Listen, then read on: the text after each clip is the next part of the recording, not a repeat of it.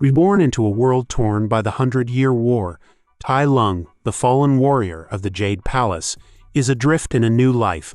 Haunted by the memories of his past failures and the teachings of Master Shifu, he now travels the world burdened by doubt, struggling to reconcile his past with his new identity as a human and a firebender.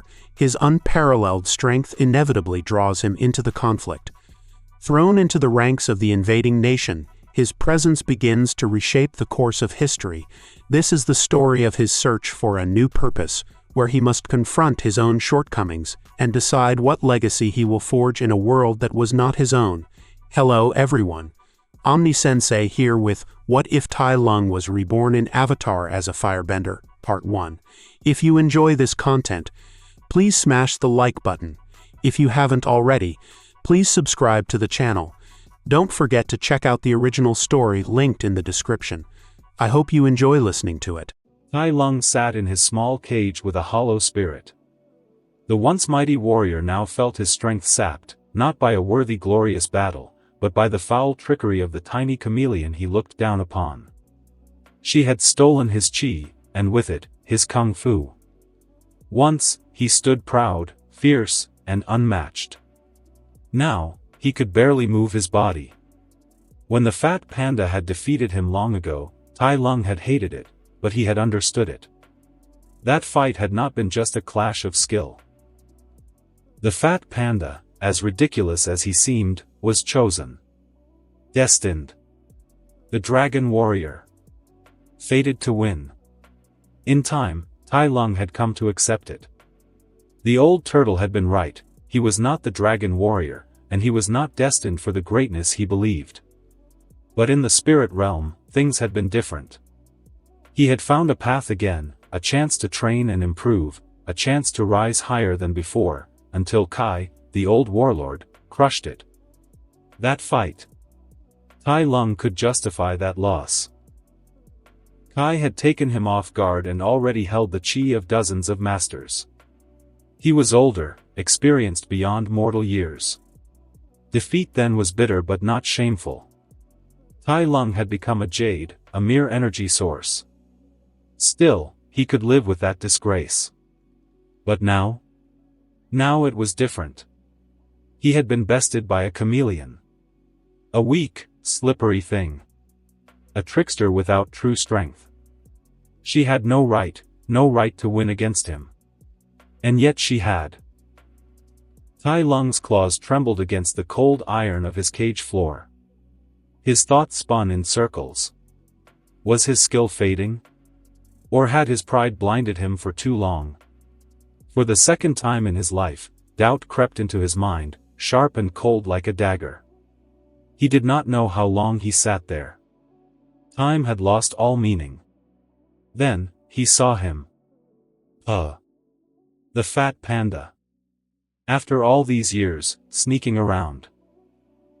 Even in his weakened state, Tai Lung snarled and lashed, rage boiling up from the depths of his wounded pride. It didn't matter that Pa had been the dragon warrior. It didn't matter that fate had chosen him. Why him? Why had Oogway decided that he was worthy? What made that bumbling, dim-witted panda so special? And yet, Tai Lung watched.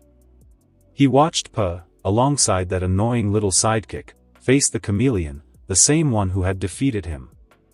But this time, the panda won. The chameleon, now bloated with the stolen chi and skills of dozens of masters, was still no match for Pa.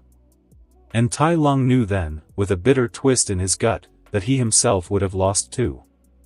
He was too weak. At that moment, she was far stronger than him. When the cages broke and he was freed, he stood among the other masters. All walking toward Pa. He didn't speak. Anger burned in his chest, but he didn't lash out. Not this time. A part of him screamed at him that he had missed something all along. Something important. Something that mattered more than strength. Standing before Pa, he finally spoke. "I take back what I said," Tai Lung murmured, voice rough like gravel. Maybe Oogway was right after all. And then, slowly, painfully, he bowed. The gesture was surreal even to him. What else could he do? Pa had saved him. He had defeated the chameleon, again and again, proving his strength was more than muscle or skill. Tai Lung couldn't bear it. The shame twisted in his gut like a blade. All he wanted in that moment was to leave. To return to the spirit realm. To be free from this humiliating reminder of his failure, of his insignificance. Pa, ever gentle, nodded and waved his staff. From it, 2 golden dragons rose into the air and spiraled around a tear in the fabric of reality. A gate to the spirit realm shimmered open. Tai Lung stepped forward, gripping the chameleon tightly. She screamed, thrashed, and her form flickered. But she was weak now, too weak to escape Tai Lung's iron grip. He stepped through the gate last. Within the spirit realm, the other masters stood waiting. Silent. Watching. All eyes turned to the defeated chameleon in Tai Lung's grasp. Anger burned behind every gaze. Justice, vengeance, call it what they would. Tai Lung didn't care. He hurled the chameleon forward, letting her collapse at their feet. Yours, he said flatly. Then he turned and walked away. He didn't care what they would do to her. They wouldn't let her go easily, he knew that much. But he didn't want part in it. Not now. He needed solitude. He wandered for a long time. The spirit realm was vast and strange. Floating islands, glowing trees, endless skies. He walked until he stumbled across a familiar presence. Master Oogway. The old turtle sat, serene, meditating with eyes closed. Peaceful as ever. Tai Lung's breath caught. He hesitated. Then, slowly, he stepped closer. Oogway's eyes opened. He smiled, warm and gentle. This is the first time you've sought me out, he said softly. Tai Lung didn't respond at first. His jaw tightened. Then, finally, how did you know? He asked. How did you know I wasn't the dragon warrior? How could you see the darkness and the destiny of someone? Oogway hummed, the sound like a breeze through leaves. I didn't, he said. But a true dragon warrior is humble. You were prideful. Had you chosen to accept my decision, to let go of your pride, perhaps you could have been the dragon warrior. Tai Lung's ears flicked. His eyes narrowed. So it was a test, he said bitterly. And I failed. Oogway's voice turned firm but not harsh. You are here because you still refuse to see your own faults. You blame me. You blame Shifu. You even blame Pa.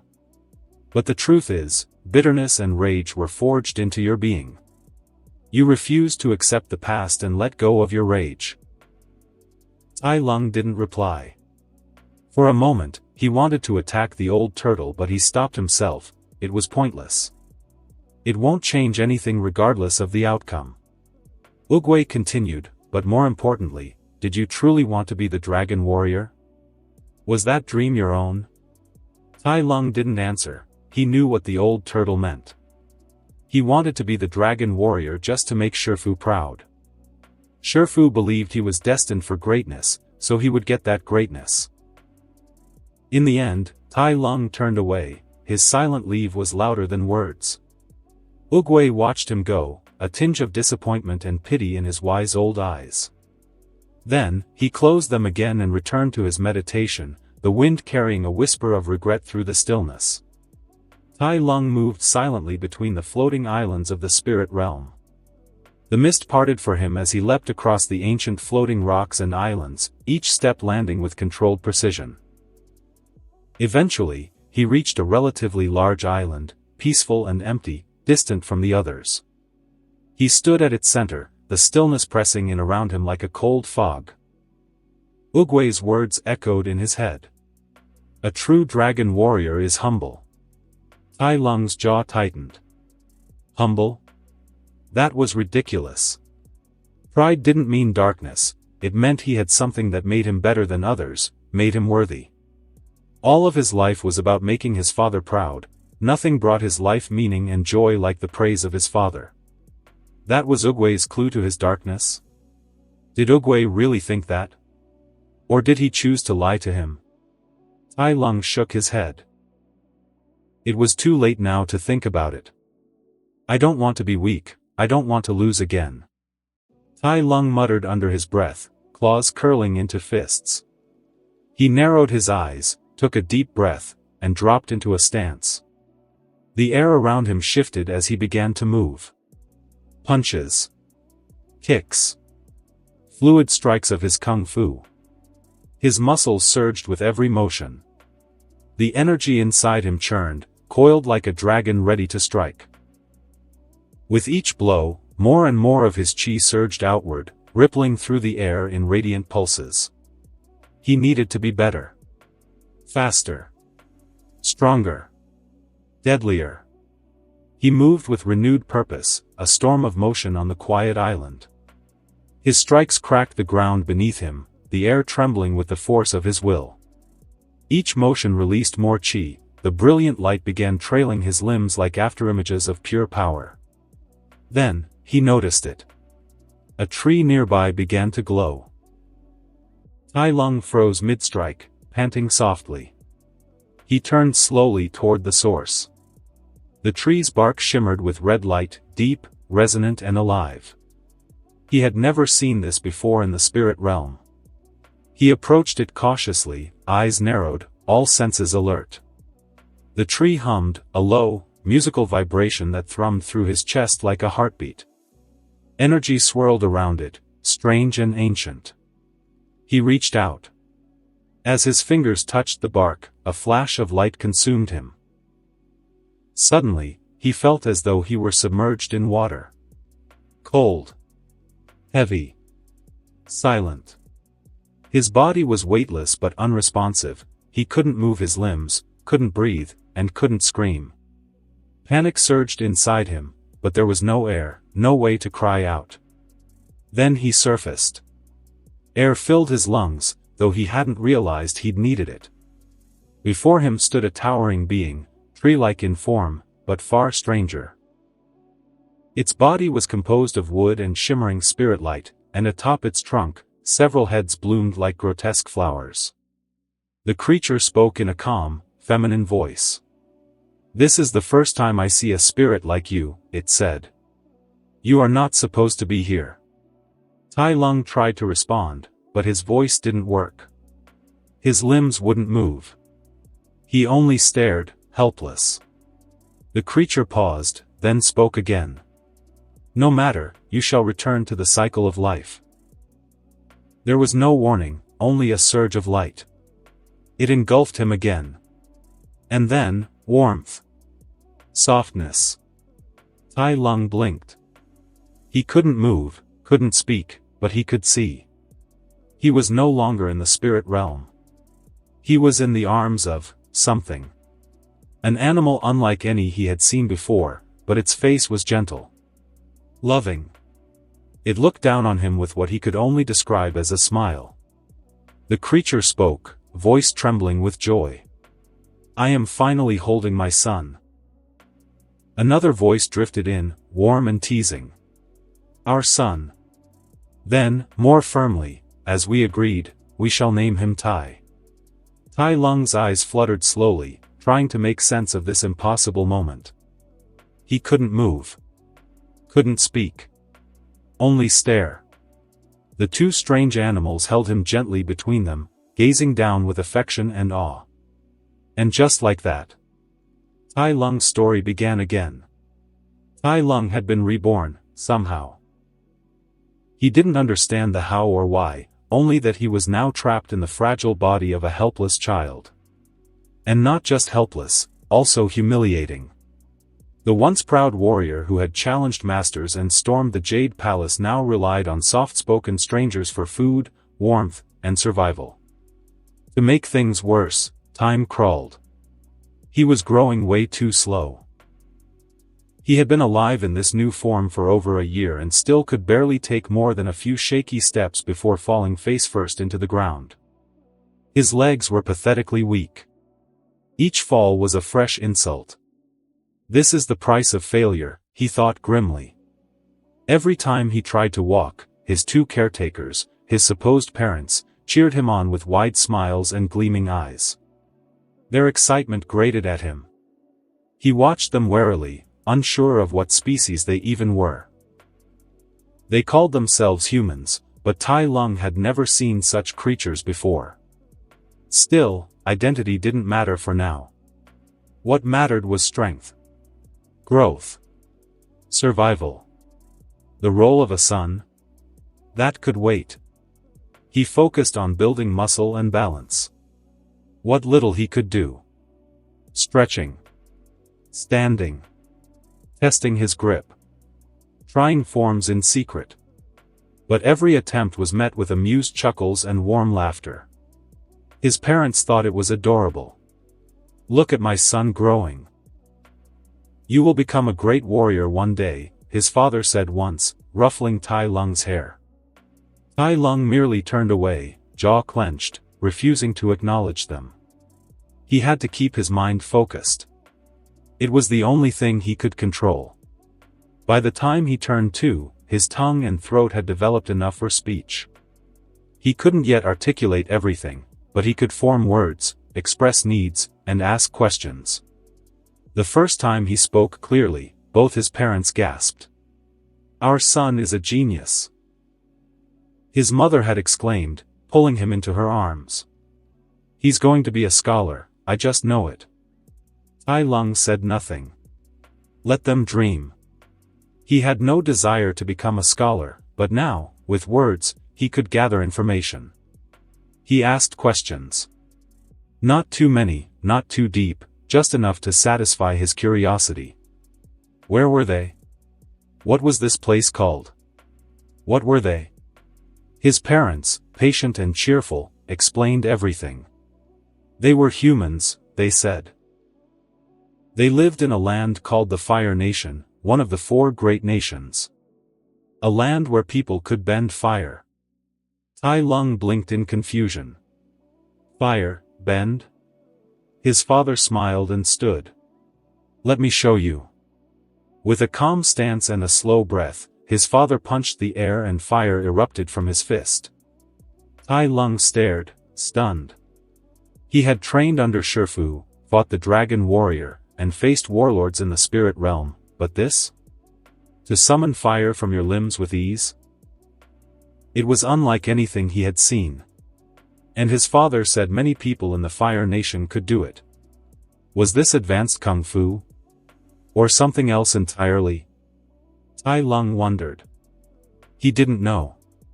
But it filled him with both curiosity and caution.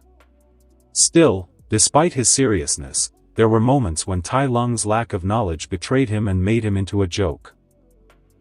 One afternoon, his father came home with a group of creatures called turtle ducks, placing them in a small backyard pool for decoration and calm.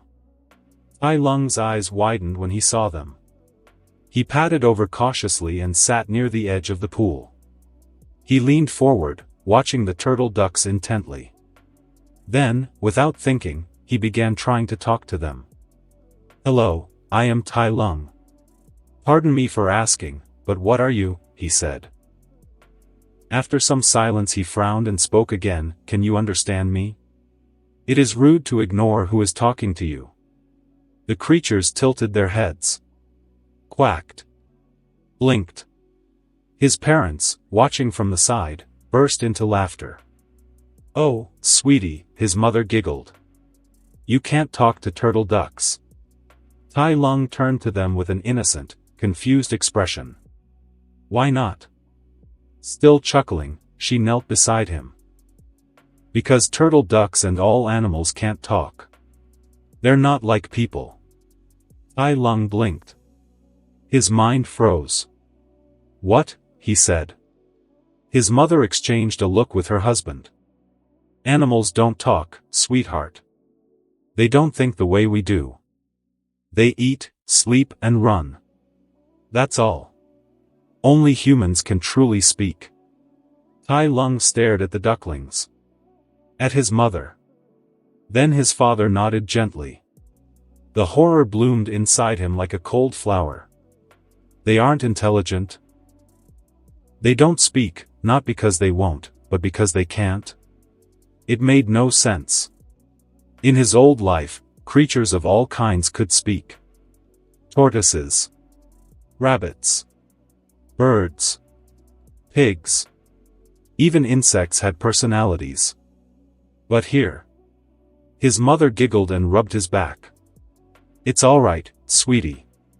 You'll be able to talk with other children like you in due time.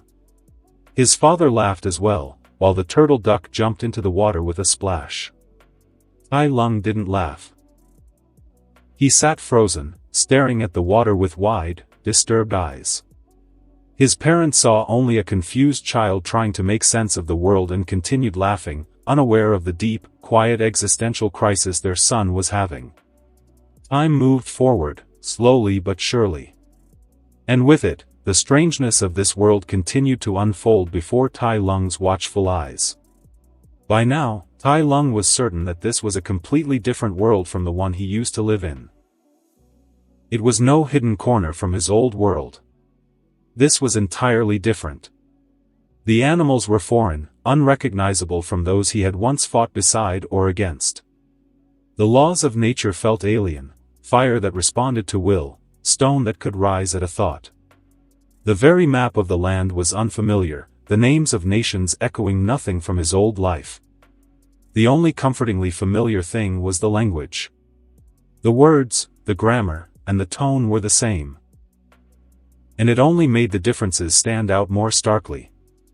Tai Lung devoted himself to learning about this new world. He asked carefully curated questions, filtering his curiosity behind the innocent lens of a bright child. And his parents, always doting on him, answered with pride. The Lung family, they told him, was a noble house in the Fire Nation. A bloodline of elite firebenders and respected admirals, known for generations of military excellence and devotion to the Fire Lord.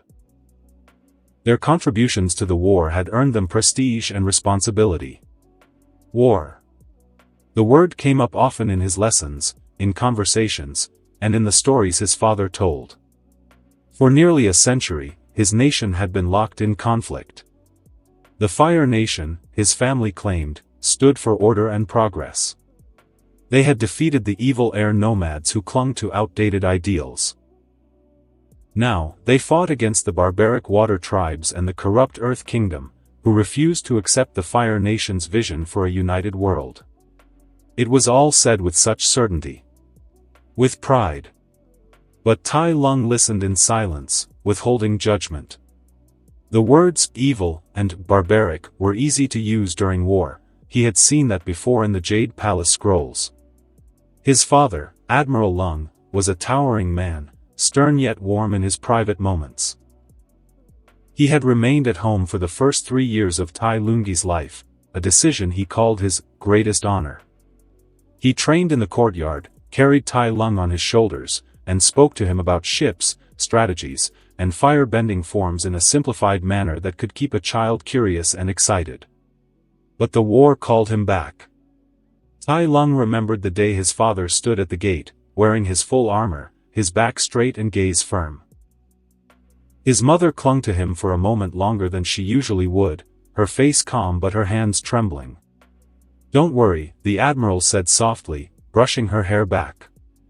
"No enemy can defeat me." He knelt beside Tai Lung, placing a firm hand on his son's head. "Grow strong, Tai. Lead with fire in your heart." Then he left, his silhouette disappearing into the horizon with the soldiers of his fleet. After that, Tai Lung's mother resumed her routine.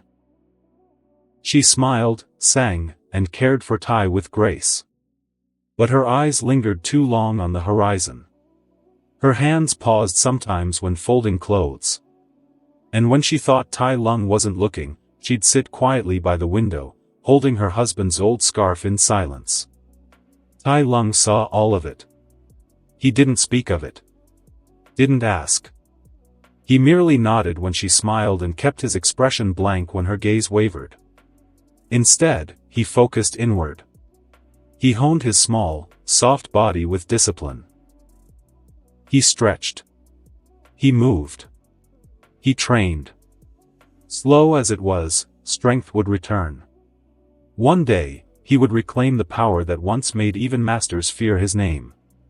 This wasn't the world he knew, but he would rise in it, just as he had in the last, but this time he was going to stand at the very top.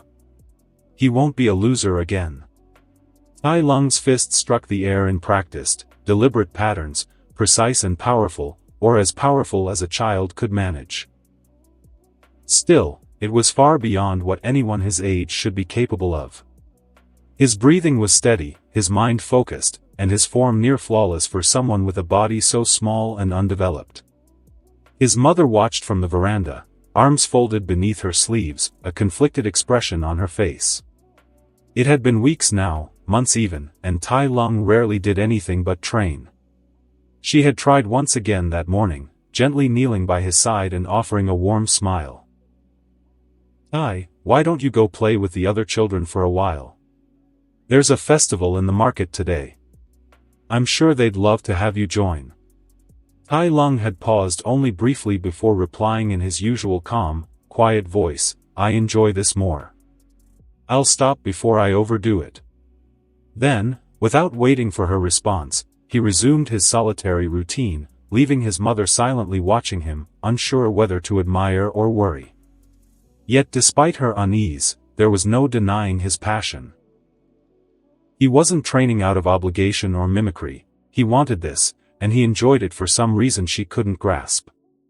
But since that was the case, then she would support him properly as his mother to the best of her ability.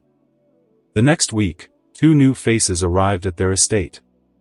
One was a seasoned firebender and martial arts master, gruff but sharp-eyed, his posture commanding even in stillness. The other, a thin, well-groomed man dressed in long red robes, introduced himself as a tutor of etiquette and general education for noble families. Tai Lung welcomed the change. He didn't resist the decision, on the contrary, he found it advantageous. Knowledge offered freely from experienced individuals was better than piecing it together through silent observation and self-training. And firebending? Mastering the art had become the flame that fed his very soul. From the moment he began formal lessons, he noticed something strange. His body, while still developing, felt different inside. He could sense an additional energy center, a 7th chakra point, that hadn't existed in his old life. He suspected this was what allowed humans in this world to bend elements with such ease. And he intended to master it, just like he mastered the 1,000 kung fu scrolls in his past life. It didn't take long for his fire-bending teacher, Master Ranzu, to become astounded. Tai absorbed each lesson like a sponge. Movements, breathing techniques, stances, he remembered everything, applied everything, and improved by the hour. There was fire in his strikes that shouldn't have existed yet. The teacher often stood speechless, then quickly shifted into excitement. Tai Lung's talent was undeniable, the greatest he had ever seen. But if Master Ranzu's lessons were thrilling, the other teacher's lessons were the opposite. The etiquette tutor, Meisho, lectured endlessly on posture, titles, tea ceremony rules, greeting gestures, and 100 other trivial details that Tai could not care less about. He tried, truly, but many of these customs seemed so arbitrary. What did it matter how deep you bowed or which spoon was used first at a banquet? Still, he endured it. He did not protest. His parents had given him more than he could repay, and bringing shame to their house was not an option. So he nodded through lectures, memorized rules, and made sure his responses were perfectly polite. Seasons passed. One evening, in her private quarters, Lady Lung sat at her desk with a fresh scroll of parchment and began to write. The dim candlelight flickered gently as she poured her thoughts into words. "My dearest husband, I hope this letter finds you safe and strong. I miss you terribly. Tai is growing so quickly, he is already speaking fluently and learning at an astonishing rate. His teachers can't stop praising him. Master Meisho says Tai is the most obedient, intelligent, and perceptive child he's ever taught. He believes Tai has the makings of a great future statesman. And Master Ranzu, he is beside himself. He claims Tai's firebending progress is beyond belief. That within a year or two, Tai will possess the raw power of an adult bender. He insists Tai must attend the Royal Academy. Anything less would be a waste of divine talent. He calls him a firebender born once in a millennium. Greatness is his destiny. I am so proud of our son. You would be too. I pray for your victory every night and look forward to the honor you'll bring when you return home. She set the brush down and released a slow, tired breath. Her eyes lingered on the closed window. It had been over a year since she last saw her husband. The silence of his absence echoed loudly at night. Her gaze drifted toward the outer garden where Tai Lung often trained. Her son was a marvel, bright, driven and disciplined. She felt nothing but pride watching him grow. And yet, a shadow lingered. Tai Lung didn't play like the other children. He didn't laugh with them. He showed no interest in toys, in games, or in companionship. His world revolved entirely around training and firebending. It was as though he were a miniature adult in a child's skin. She hoped it would change. Next year, she whispered to herself, he'll enter the Royal Academy. There, he'll meet other children. He'll learn to laugh. To live. To do something beside training. She pressed her hand against her heart, as if holding that hope in place. And outside, in the moonlight, Tai Lung continued his silent routine, fire swirling around his small hands as he trained for the life ahead. Tai Lung stood in the center of the training courtyard, his bare feet planted firmly on the stone tiles, the morning sun glinting off his sweat-covered skin. His breathing was calm and measured as he exhaled, and with it came fire, fierce and controlled. A flame danced from his palm, twisting and curling with precision.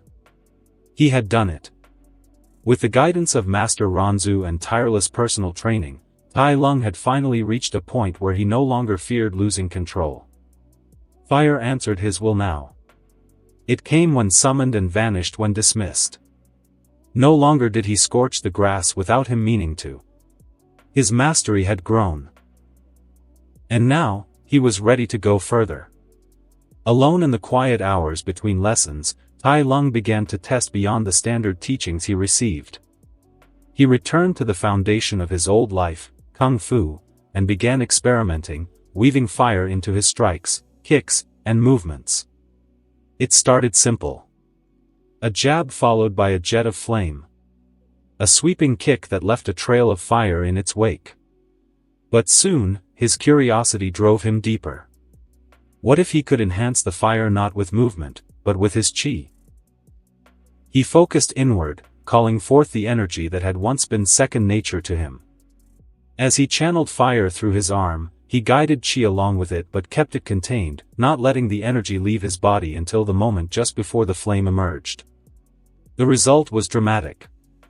The fire surged in size and strength, roaring out like a wild beast suddenly unchained. It was hotter, wider, and more aggressive. Yet when Tai Lung tried it again, this time allowing the fire to leave his body first before infusing it with chi as it escaped, something incredible happened. The fire turned blue. It flared brighter and burned far hotter than anything he had seen before. It danced like liquid lightning, dangerous and beautiful. He stared at his hand, astonished, the last wisps of blue flame fading into the air. Driven by curiosity, he approached Master Ranzu the next day. "Teacher," Tai Lung asked, "are there other forms of firebending? Like, different types of fire?" The old man nodded.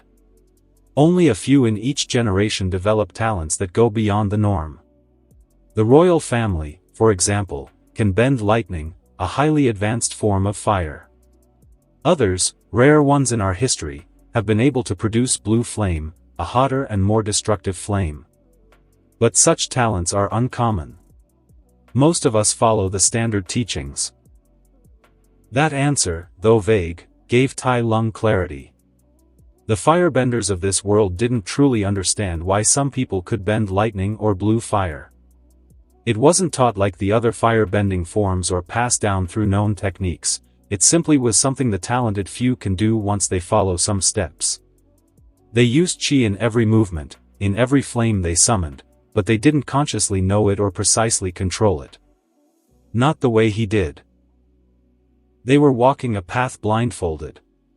He had lived that path. So Tai Lung made a decision. He would keep his findings, his blue fire and his chi experiments to himself. For now. There was still so much to learn about this world. Its bending, its people and its philosophies. He needed to understand more before he revealed anything. Especially the secrets held by the royal family. He would bide his time and watch, waiting for the opportunity to witness lightning bending firsthand. Until then, he would train in silence, he would grow to become a feared warrior like in his previous life. The courtyard was still that morning, the sun glinting faintly across the rows of wooden dummies scarred by fire. Tai Lung's breaths came in heavy bursts, his body dripped with sweat, and his muscles trembled from the endless sequence of strikes, kicks, and fire-bending drills that Master Ronzu demanded of him. And then, quite suddenly, his knees gave way. His back hit the floor with a dull thud, chest heaving, vision spinning from sheer exhaustion. He looked up at Master Ronzu, whose calm eyes observed him without surprise. Apologies, Tai Lung managed between ragged breaths. I am too tired to continue. Give me 30 minutes, and I will be able to continue. Master Ronzu gave a short nod, but there was something thoughtful in his expression. His brow furrowed slightly as he muttered under his breath, he definitely has a unique body. His words were quiet, barely louder than a whisper, but Tai Lung's sharp hearing caught them. He raised his head slightly. How is my body unique? He asked, voice steady despite his exhaustion. Master Ronzu blinked in surprise, clearly taken aback. You heard that? Tai Lung nodded once. The old master regarded him in quiet wonder before replying, you train too hard and for too long. Someone your age shouldn't have that kind of endurance and stamina. In fact, this is my first time pushing someone your age this hard. Tai Lung pushed himself up to a sitting position, still breathing heavily. I have been training non-stop for a while now. It is only natural for my stamina and endurance to grow. Ronzu shook his head, his lips twitching as though he found the boy both impressive and troubling. Even children a few years older than you shouldn't possess your speed, strength, and endurance. There is a limit to how fast you can grow, but it looks as if it doesn't apply to you. Moreover, it takes you only 30 minutes to recover from complete exhaustion to the point where you can continue with the same pace. Even adults won't be able to do that. His eyes softened slightly as he added, almost reverently, that's a blessed body by Agni, if I ever saw one. Tai Lung's golden eyes lifted toward him. So I am growing too fast compared to humans? How fast does a human grow normally? Master Ronzu let out a short, hearty laugh. I praise you a little and you start to act like you're not a human. Tai Lung said nothing. He merely kept staring, his expression questioning and serious. Ronzu's laughter faded. He sighed and rubbed the back of his neck. Compared to others, you are not, he admitted. Your body looks a year or two older than it should. Many 12 or 13-year-olds have less stamina, speed, and strength than you, not to mention your firebending. It's extraordinarily powerful for your age. Tai Lung nodded lightly, his mind already spinning. He had long concluded that humans grew slower than animals had in his previous life, but hearing Master Ronzu's words made him realize it was even worse than he'd imagined. Still, if humans were truly that limited, why was he different? Did he really possess some kind of special body? Or did he do something special unintentionally? Before he could dwell further, Ranzu spoke again, his voice calm but firm. Don't let that get to your head. Even a normal person will be able to surpass you if they train hard enough while you're slacking. For a brief instant, Po's round, smiling face flashed in Tai Lung's memory, a reminder of his past arrogance and underestimating his opponent. He quickly dismissed it. You don't need to warn me, Tai Lung said, his tone quiet but laced with conviction. I know that very well. I don't plan on slacking now or underestimating anyone. Master Ranzu didn't seem to take the boy's seriousness too deeply, he merely nodded, satisfied that his student understood the lesson. Tai Lung, you are meant for greatness. I know that, Master Ranzu said with a smile. Tai Lung didn't react to his words and just stared at the dummies in front of him. But deep down, he hated these words, regardless of the truth behind them, because they reminded him of Shifu. The night was still. Tai Lung sat cross-legged in his room, his breathing slow and steady. Between his fingers hovered a small, trembling blue flame. It danced upon his palm like a living spirit, flickering in rhythm with his heartbeat. He gazed at it quietly, Master Ranzu's words echoing in the back of his mind. A blessed body by Agni, if I ever saw one. Was there truly something special about him? He wondered silently. The thought gnawed at him. He carried the knowledge and skills from his previous world, his previous life, to this one. In that life, his body had been forged in battle and under the discipline of Shifu, as unyielding as stone and sharp as blades. Yet this body, this fragile, human form, was soft and unarmed. No claws, no fangs, no fur to shield it.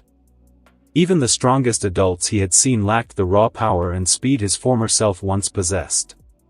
Could such creatures ever rival what he used to be? He doubted it. His flame quivered as he pondered. Perhaps his faster growth had nothing to do with fate or divine blessing. Perhaps it was his training, the endless hours of toil based on the training he knew from his past life. Maybe it was just the unique training that drove his body to surpass others his age and nothing more. But even that didn't make complete sense. His chi, after all, had barely increased since he came here. Then, a sudden clarity pierced his mind, a spark of understanding brighter than the flame in his palm. My chi, it's as strong as it was in my last life. His eyes widened. I didn't start over. I carried it with me when I came here. The revelation hit him like a bolt of lightning. His fingers clenched instinctively, and the little blue flame vanished in a puff of smoke. He sat frozen, feeling the pulse of chi that thrummed within his veins. Chi was life itself. It strengthened the body, quickened its healing, and sustained its spirit. Yet his chi, vast and refined, had not been reborn anew. It did not grow with him, it was already there along with his spirit, immense and mature, waiting for his body to catch up. That was why his body developed and surged beyond its limits. It wasn't a gift. It was the necessity of flesh and bone struggling to harmonize with the power caged inside, with his mature spirit. The realization stirred something within him. There was a hope for him to reach similar feats of physical ability similar to his old body. His potential, at least as a human, was greater than most, not because he was chosen or blessed, but because he had begun this life already ahead of others, born carrying the chi of a warrior from another world.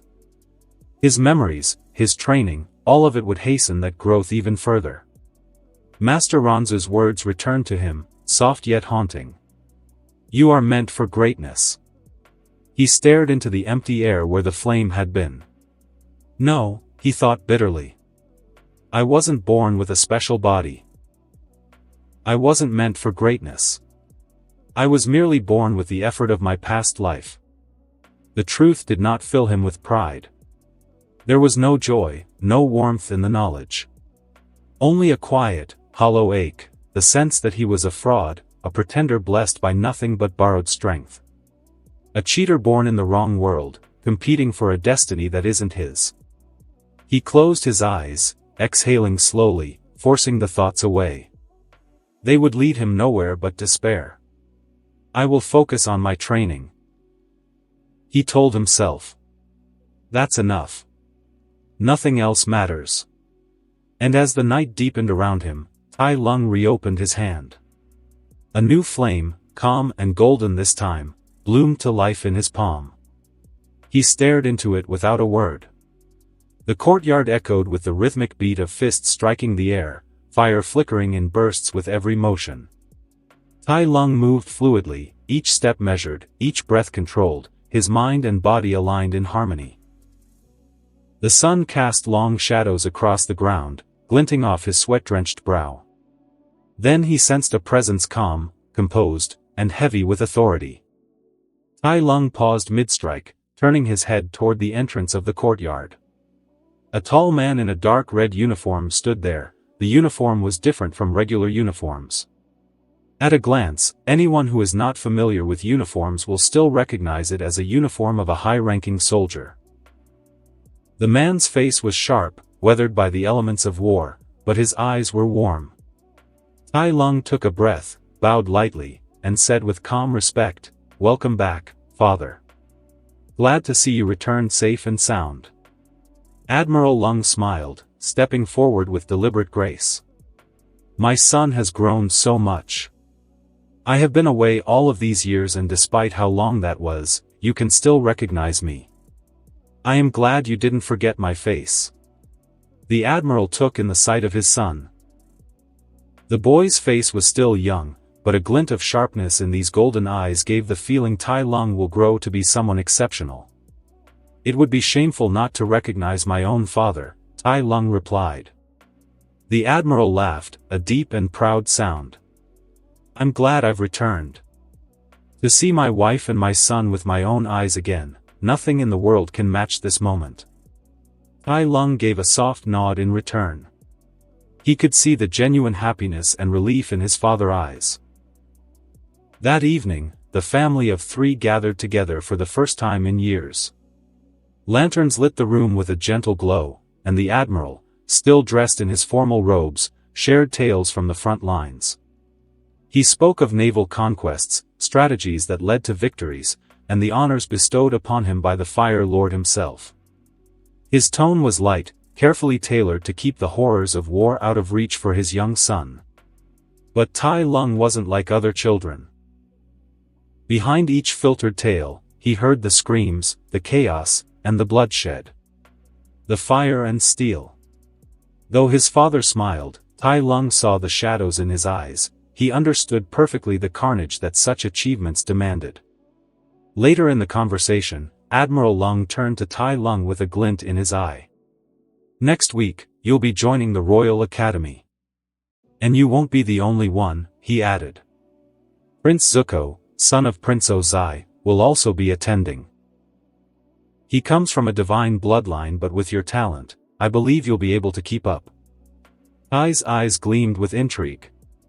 A member of the royal family. A firebender with divine heritage and, if rumors were true, one who would one day master lightning. The chance to observe him, perhaps even learn from him, it was too valuable to ignore. The next day came swiftly. Admiral Lung stood tall in the courtyard, arms crossed behind his back. "I want to see your progress with my own eyes," he said.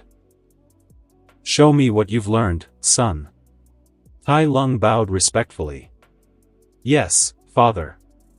He took his stance and began to move, martial strikes flowing one into the next like water turned to flame. Fire blossomed from his limbs, roaring to life in perfect synchrony with his movements. Though he held back, refraining from using chi-enhanced movement or the blue flames he had unlocked, his technique and control were a marvel to witness. The admiral's eyes widened. He had seen countless firebenders in his long career, soldiers, lieutenants, and prodigies. But his 6-year-old son, the discipline, the control, the intensity, Tai was more capable than many adult soldiers he had commanded. The only advantage they had over his son was their body size and battlefield experience. When Tai Lung finished, he stepped back and looked up at his father, silent and awaiting judgment. Admiral Lung coughed lightly, composing himself. You're much better than I expected. Definitely the best I've seen at your age. A proud pause. But, he added, his voice returning to the tone of a seasoned commander, you still have a long way to go before becoming a true firebender and master. Tai Lung nodded without hesitation. He understood.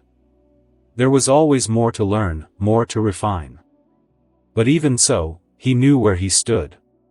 With Master Ronzu's teachings as a reference, his performance was above the average firebender. With time, he shall be at the very top. Late at night, Tai Lung lay on his bed, eyes fixed on the ceiling as thoughts drifted through his mind. A full month had passed since he began attending the Royal Academy. He had entered the school with excitement, eager to learn new martial arts, meet great teachers, and most of all, encounter Prince Zuko, the child of divine blood said to wield great power. But the reality had been a disappointment beyond belief. The so-called finest academy in the Fire Nation was mediocre at best. The general education classes were dull and repetitive. Tai Lung had combed through the curriculum for the rest of the year and found nothing he hadn't already learned under Maisho's private tutelage. The fire-bending lessons were even worse, with clumsy stances, weak breath control, and instructors who spoke as if reading from scrolls rather than from lived experience. He was years ahead of the class. It wasn't an exaggeration to say he was already qualified to graduate. Then there was the prince himself, Zuko. Tai Lung had anticipated someone who radiated brilliance or possessed overwhelming skill. But Zuko was just average. No remarkable insight, no natural dominance, no spark of genius. He was like every other student, indistinct and unimpressive. It left Tai Lung questioning the legends he has been hearing. Was the story of divine bloodlines nothing more than myth? Did the royal family keep their true teaching secret? Or was Zuko simply the black sheep of his lineage? Tai didn't have an answer, but one truth was clear: continuing in that academy was a waste of time. Back home, 2 or 3 years are enough for most species to reach adulthood, but humans need 10 or 12 years at minimum. Tai Lung didn't want to stick around to watch the human children grow up. The very next morning, he brought the matter up with his parents over breakfast. I want to withdraw from the academy, Tai Lung said plainly. I can train and learn on my own much faster than sitting through those classes for the next 7 years. But his parents immediately dismissed the idea. It's important for you to interact with other students, his mother said firmly. It's not just about learning, Admiral Lung added. It's about understanding the people around you, learning how to stand among them. To learn our values and what it means to be honorable. That is as important as the fire in your veins. Tai Lung attempted to explain again, to point out the glaring inefficiency, the wasted hours, and the lack of challenge. But neither of his parents budged. Their decision was final. Reluctantly, Tai Lung obeyed. For now, he had to accept the painful slow growth rate of humans. Meanwhile, in the royal palace, dinner was served in golden silence. Ozai sat at the head of the table, flanked by his wife Ursa and his children, Azula and Zuko. The air was still, save for the clinking of porcelain and silver. Then Ozai looked up from his plate and narrowed his eyes at his son. I've been hearing from your school, he said coolly. Your performance is not up to royal standards. Zuko flinched, his grip tightening on his chopsticks. Across the table, Azula smiled faintly, while their mother's expression darkened with concern. He just entered the school, Ursa said calmly. You can't judge him like that so soon. But Ozai's gaze didn't shift. Zuko is a prince of the Fire Nation, he said. Yet he is consistently overshadowed by his classmates, especially Admiral Lung's son. That boy has been at the top of every class since the first day. He leaned forward, his voice colder now. I expect you to rival, or even surpass, this classmate of yours. Anything less is simply a failure, and that is not acceptable for a son of mine. Zuko lowered his head and whispered, Yes, father. The fire flickered in the nearby lanterns, but none burned hotter than the silent pressure settling over the prince's shoulders. The next day, Ursa walked through the palace courtyard with Zuko beside her, the boy unusually quiet as he trudged along. As they turned a corner near the training grounds, a familiar voice called out. "Ursa. Nephew." Crown Prince Iroh stood at the end of the walkway, smiling broadly as he approached them with his usual warm demeanor. "Uncle," Zuko said flatly, giving a small nod before continuing to walk past. He didn't stop, nor did he look back. Iroh's smile dimmed slightly as he turned to Ursa, concern flickering in his eyes. "Is Zuko alright?" Ursa let out a quiet sigh. "Ozai is putting too much pressure on him. He scolded Zuko for not being at the top of his class. Apparently, a son of some admiral is outshining him." Iroh frowned and shook his head slowly. "Ozai has always been too harsh. Do you know which admiral?" "Admiral Lung," she replied. Recognition lit Iroh's face. "Ah, Lung. I didn't realize his son was Zuko's age." A fond smile touched his lips. "Shulian Lung is an old friend of mine, a good man, disciplined and loyal. Perhaps I can help." Ursa tilted her head. "Help?" Iroh nodded.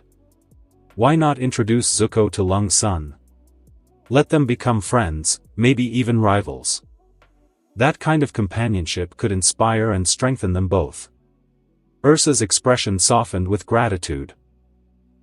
"I can't thank you enough, Iroh. Zuko needs someone like that right now." Iroh waved it off with a chuckle. "He's my nephew.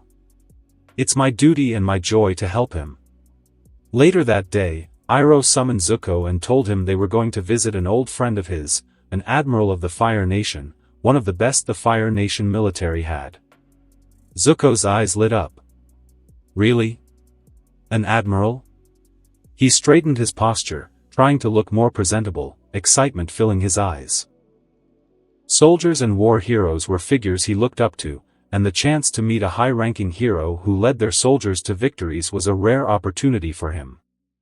The two of them made their way to Admiral Lung's estate, a large but modest home that reflected dignity rather than extravagance. When they arrived, a servant opened the front gate. Her eyes widened the moment she saw the Crown Prince standing before her. "Your Highness," she said, quickly stepping aside and bowing deeply. "Please, come in. I will fetch the master of the house at once." Zuko stepped inside, eyes scanning every detail, while Iroh nodded politely and followed her lead. They were guided to the guest room, where the two sat on finely crafted chairs. Zuko looked around curiously at the decorations, the paintings of dragons and ships adorning the walls. Meanwhile, Iroh simply waited with a serene expression. A moment later, footsteps echoed through the hall, and a tall, broad-shouldered man entered with a beaming smile on his face. "What an honor to have the Crown Prince in my home." Iroh stood and returned the smile warmly. "Shulian, my friend. It's been a while." The two men bowed briefly in the traditional Fire Nation greeting clasp. "I've been impressed by the war reports I've received," Iroh continued. "Your leadership was remarkable." Shulian Lung grinned. "Coming from the Dragon of the West, that means a great deal." Zuko watched them quietly, admiration already growing in his eyes. The two great warriors sat side by side, catching up as old friends do. They reminisced over past campaigns, shared thoughts on current military strategies, and exchanged news of old comrades.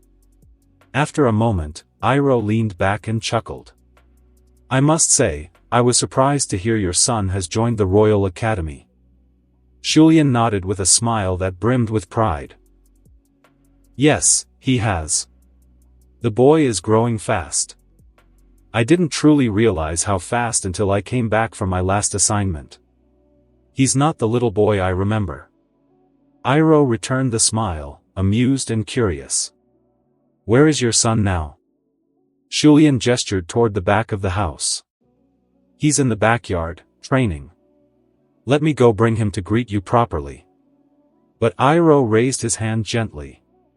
No need. I wouldn't want to interrupt his lesson. It's fine, Shulian said with a wave of his hand.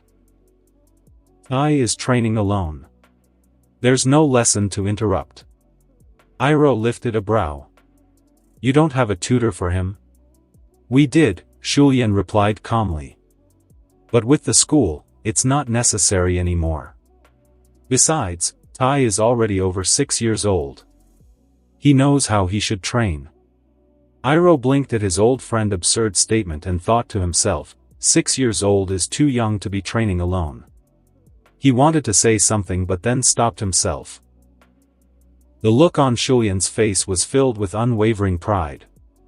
Iroh chose to remain silent on the matter and instead said, Then I'd like to see the boy training, if you don't mind. I admit I'm curious. Shulian nodded at once. Of course. He led the two royals through the house. Zuko followed closely, his curiosity growing with every step. He hadn't realized this was Tai Lung's home or that Admiral Lung was his father. Hearing the name and knowing Tai Lung was out back training piqued his interest deeply. Tai Lung was always ahead of him in class. No matter how hard Zuko tried, Tai Lung always stood out, always shone brighter.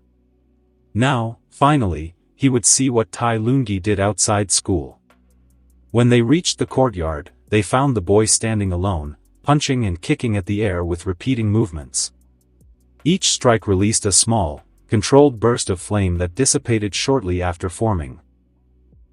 Zuko blinked at the sight. The movements were sharp and impressive, but the fireballs seemed too small to him. I could make bigger flames than that, he thought. Zuko felt a sense of self-satisfaction at that thought. But Iroh's eyes narrowed as he observed. He noticed immediately what Zuko could not, each flame was exactly the same. Same shape. Same size. Same intensity. Each move released the same amount of power and control. That kind of consistency was something most of the adults couldn't pull off. It was something only true fire-bending masters achieved after years of disciplined training. And here it was, executed perfectly by a boy the same age as Zuko. Shulian spoke softly, his voice calm but filled with restrained emotion. Tai's been training like this since before he even turned 4. His dedication to fire-bending is astonishing. But... He paused for a heartbeat. I admit it concerns me sometimes. Despite the concern in his words, Iroh could hear the unmistakable pride underneath. He looked at Shulian, then at the boy. Iroh thought. Any father would be proud to have a son like that.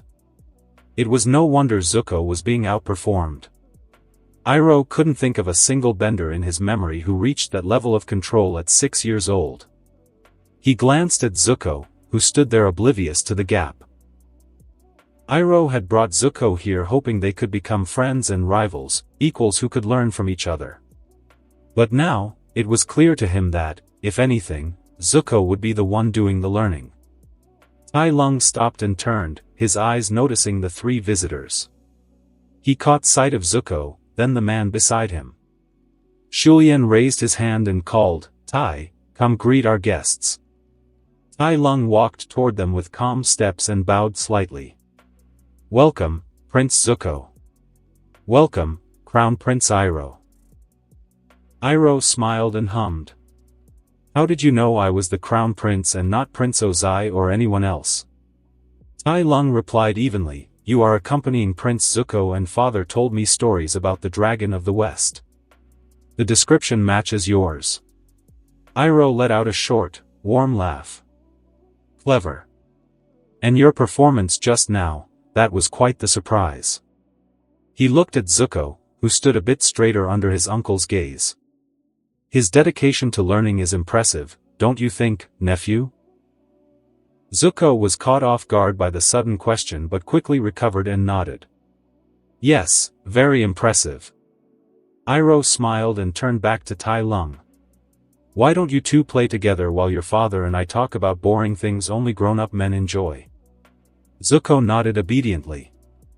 Tai Lung, on the other hand, glanced at his father with a pleading look in his eyes, silently begging to be spared. But Admiral Lung only smiled and said, "Tai, show Prince Zuko around, and do your best to be a good host." With that, Iroh and Shulian turned and walked off, their voices fading into conversation. Now alone, Zuko and Tai Lung stood in the courtyard. Zuko hesitated for a moment, then asked, "So, Tai Lung, what do you do for fun?" Tai Lung replied simply, "I train." Iroh sat down, his gaze thoughtful as he looked at his old friend. "How did you manage to raise your son like that? I have never seen someone his age reach such an advanced level. And what do you feed him?" "He looked a year or two older than my nephew." Shulian gave a calm shrug. "I did nothing special. When Tai was younger, I showed him firebending. Since then, he's been training non-stop. If he's not sleeping, eating, or reading, he's outside training. I never pushed him to do any of it. What you saw today is the result of his dedication." Iroh nodded lightly, still visibly impressed. "This is the first time I've heard of a child doing that on his own." Shulian gave a small sigh, part pride and part concern. "He's smart, talented, and his mind is focused on a singular goal. All he wants to do is train and learn. He even wanted to drop out of the Royal Academy, saying he could learn and train better on his own. In truth, that's been a source of worry for me and his mother. He's obsessed with firebending. He doesn't like to play or meet people." Iroh stroked his beard, a thoughtful look settling on his face. "Then perhaps it's a good thing that my nephew and your son become close friends. Tai Lung can push the little prince to grow stronger, and Zuko can be a friend Tai Lung clearly needs." Shulian considered it for a moment, then nodded with a small smile. "That would be good for both of them, I think." Their conversation shifted naturally to more pressing matters. Iroh leaned in slightly, lowering his voice. "I'm planning to move against Ba Sing Se, the Earth Kingdom's great city." Shulian's eyes narrowed. "You're planning a siege?" Iroh nodded. "I want the support of the other generals and admirals. We'll need approval to mobilize and help with logistics. It's going to be a major operation." Shulian crossed his arms. "That's going to be a costly siege. A difficult one." "I have a plan," Iroh said with conviction. "And I believe it will work. I can break through."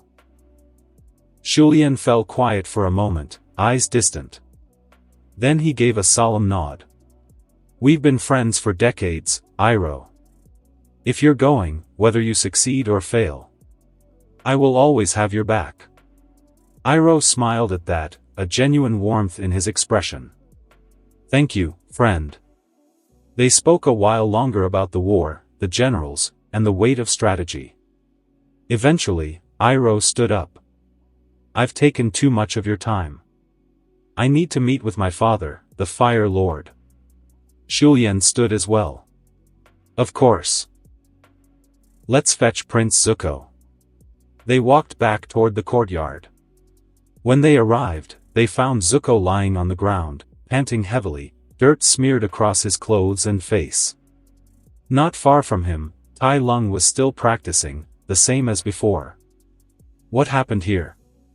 Shulian asked, puzzled. Zuko didn't respond, still catching his breath. Tai Lung stopped his movements and turned. "The prince wanted to train with me, but he got tired." Iroh stepped forward, kneeling slightly beside his nephew. After a quick look to ensure he was unharmed, he asked, "Nephew, can you stand?" Zuko nodded and pushed himself up, wobbling on shaky legs. Iroh chuckled softly. "Let's go back to the palace so you can rest properly." Shulian and Tai Lung walked them to the outer gate. Once Iroh and Zuko had departed, Shulian looked at his son. "You didn't beat the prince, did you?" Tai Lung looked up at his father. "He trained a little and dropped, as you saw. I don't think the prince would survive a beating. He is too soft. Shulian sighed. He is royalty, Tai. Be nice to him. Tai's life continued as it had always been, calm, focused, and solitary. School filled his mornings, training consumed his afternoons, and when the sun dipped below the horizon, he read and studied fire-bending scrolls. The only foreign element in his otherwise disciplined life was the occasional presence of Prince Zuko. The young prince would visit from time to train with Tai Lung. Though Tai Lung found Zuko's presence somewhat annoying, he tolerated it. There was something respectable about the prince's effort. Tai Lung could see it clearly. Zuko was trying, with all his might, to match him. Whenever Zuko came by, his mother, Ursa, often accompanied him. She would stay with Tai Lung's mother, and over time, the two women became friends and began confiding in each other some of their worries. Despite the growing bond between their mothers, Zuko's many invitations for Tai Lung to visit the royal palace were all politely declined. Not once did Tai Lung accept. Like this, 2 years passed in a blink. The steady rhythm of life shattered with a thunderous declaration. The Crown Prince was planning an assault on Ba Sing Se, the Earth Kingdom's greatest city. The impenetrable stronghold. Among those who would accompany the Crown Prince on this historic campaign was Tai Lung's father, Admiral Lung, along with other seasoned generals and admirals. The day of departure arrived. Families gathered near the docks, their faces tense with silent prayers and tight embraces. This time was different. This wasn't a small deployment or a minor skirmish. This was a siege. A full-scale assault against the Earth Kingdom's mightiest force. Tai Lung stood quietly on the deck of the commanding ship. From his spot, he watched his mother embrace his father, her eyes shut tightly, her lips whispering a desperate prayer for his victory and safe return. When they pulled apart, Admiral Lung turned to his son. Don't slack off while I'm away. That should be the last of your concern, Tai Lung replied firmly. I pray for your victory, father. A moment later, Crown Prince Iroh boarded the ship with his son, both dressed in the uniform of the Fire Nation's military. Iroh approached Admiral Lung, his tone direct but cordial. Admiral Lung, we should prepare to leave. The Admiral gave a respectful nod. Of course, Crown Prince. Before departing, Iroh turned to Tai Lung. I thank you for being a friend to Prince Zuko. I hope you will continue to be one. Tai Lung gave a slight nod, then paused for a moment. His eyes locked with Iroh's. Crown Prince Iroh, would it be fine if I made a request before you leave? The sudden words drew the attention of everyone nearby. Mothers, officers, and even soldiers turned their heads in curiosity. Iroh tilted his head slightly. Let me hear it. I want to see how to bend lightning, Tai Lung said. Admiral Lung frowned deeply. Tai Lung, it is not appropriate to make such a request. But Iroh raised a hand gently. It is fine. It's the curiosity of a child and a simple request. With measured steps, Iroh walked toward the edge of the ship. He exhaled calmly, closing his eyes. Slowly, with fluid grace, he began the motions, drawing in the energy and channeling it through his body. A sharp crackle split the air, and a bolt of lightning burst from his fingertips into the open sea, dazzling all who watched. Tai didn't blink. His eyes followed every movement with undivided focus. Iroh turned to him, his expression solemn. This is a very dangerous skill for both the bender and the target. Without proper guidance or sufficient talent, attempting it can harm the one who uses it. And if it lands, the target will be gravely injured. I showed it to you so you understand, not just how it is done, but how dangerous it truly is. Tai gave a respectful bow.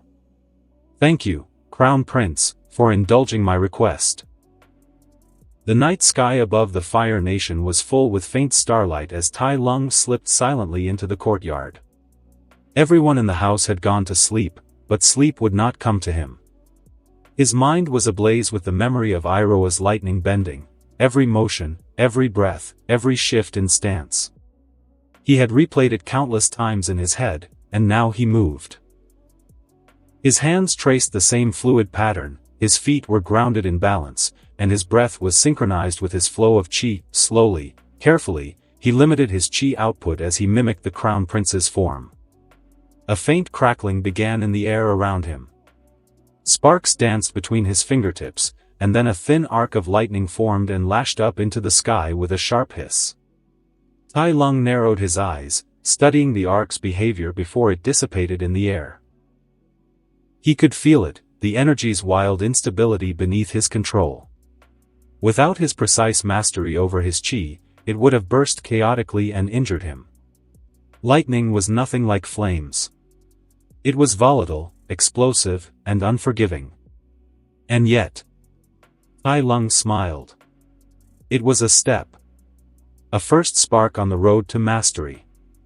In time, he would command it fully. As with all things, he would train, and in time, he would dominate even lightning. Another year passed by in a blur. Tai Lung's routine never wavered: school, training, study, more training. Occasionally, news from the front lines filtered through. The Crown Prince's siege had successfully severed Ba Sing Se from the rest of the world, and the campaign had lasted more than 10 grueling months. The strain on the Fire Nation army was evident, but it was hoped that the Earth Kingdom forces were suffering even more. Back in the capital, another kind of siege continued. Zuko's unwavering attempts to bring Tai Lung to the royal palace. After nearly 3 years of Tai Lung's persistent refusal, Zuko's mother, Ursa, took matters into her own hands. She extended a personal invitation to Tai Lung's mother and, this time, insisted she bring Tai Lung along. His mother readily agreed, delighted at the chance to visit the palace and share time with her new friend. For the first time, Tai Lung would enter the royal palace. In one of the palace courtyards, Zuko stood awkwardly beside his younger sister Azula and her entourage. Azula wore a mischievous grin as she stood with her arms folded. "So," she said, "we're finally going to meet Zuzu's only friend." Tai Li clapped her hands lightly. "This might be fun. Someone new coming here. Hopefully he's not as bad as Zuzu," Azula added with a smirk. Mai sat silently beneath the shade of a tree, legs under her, listening to her friends. Zuko's eyes narrowed at his sister. "Don't badmouth my friend." Azula rolled her eyes.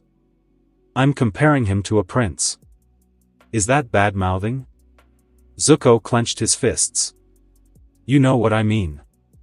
If you do that again." "What?" Azula cut him off mockingly. "Are you going to run to Mom?" Before Zuko could answer, a pair of figures entered the courtyard.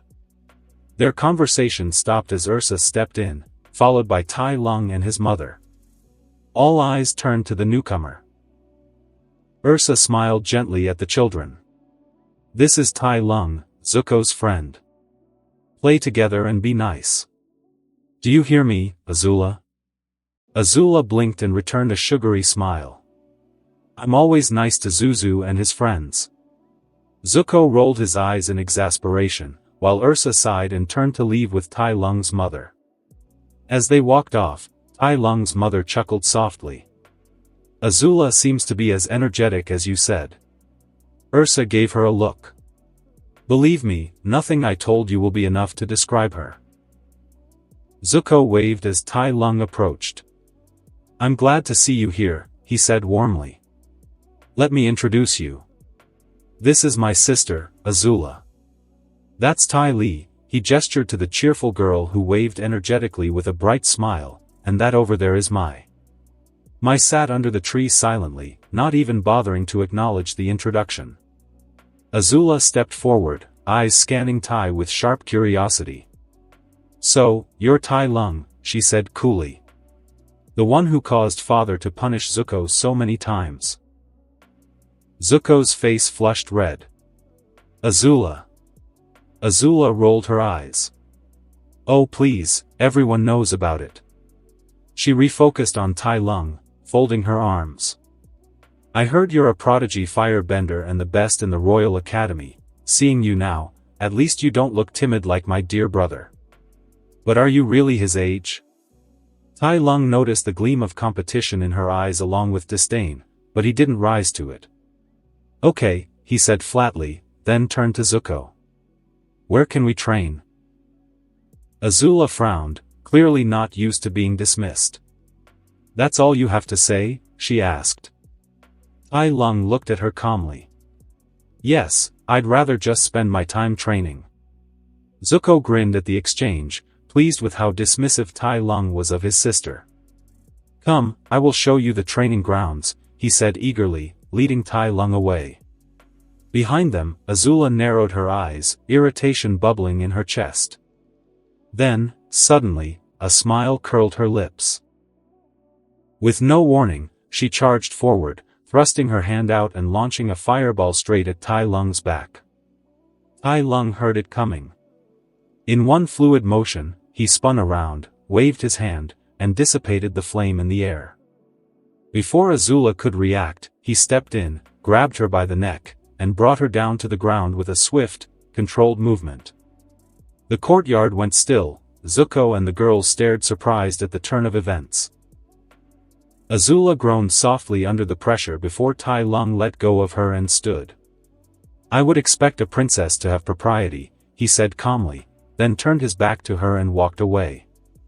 It seems Zuko is the decent one in the family. The sister is acting like a 1-month-old bull despite her old age. Tai Lung thought to himself silently.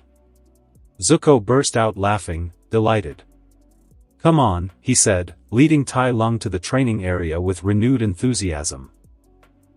Azula slowly stood, rage simmering in her eyes.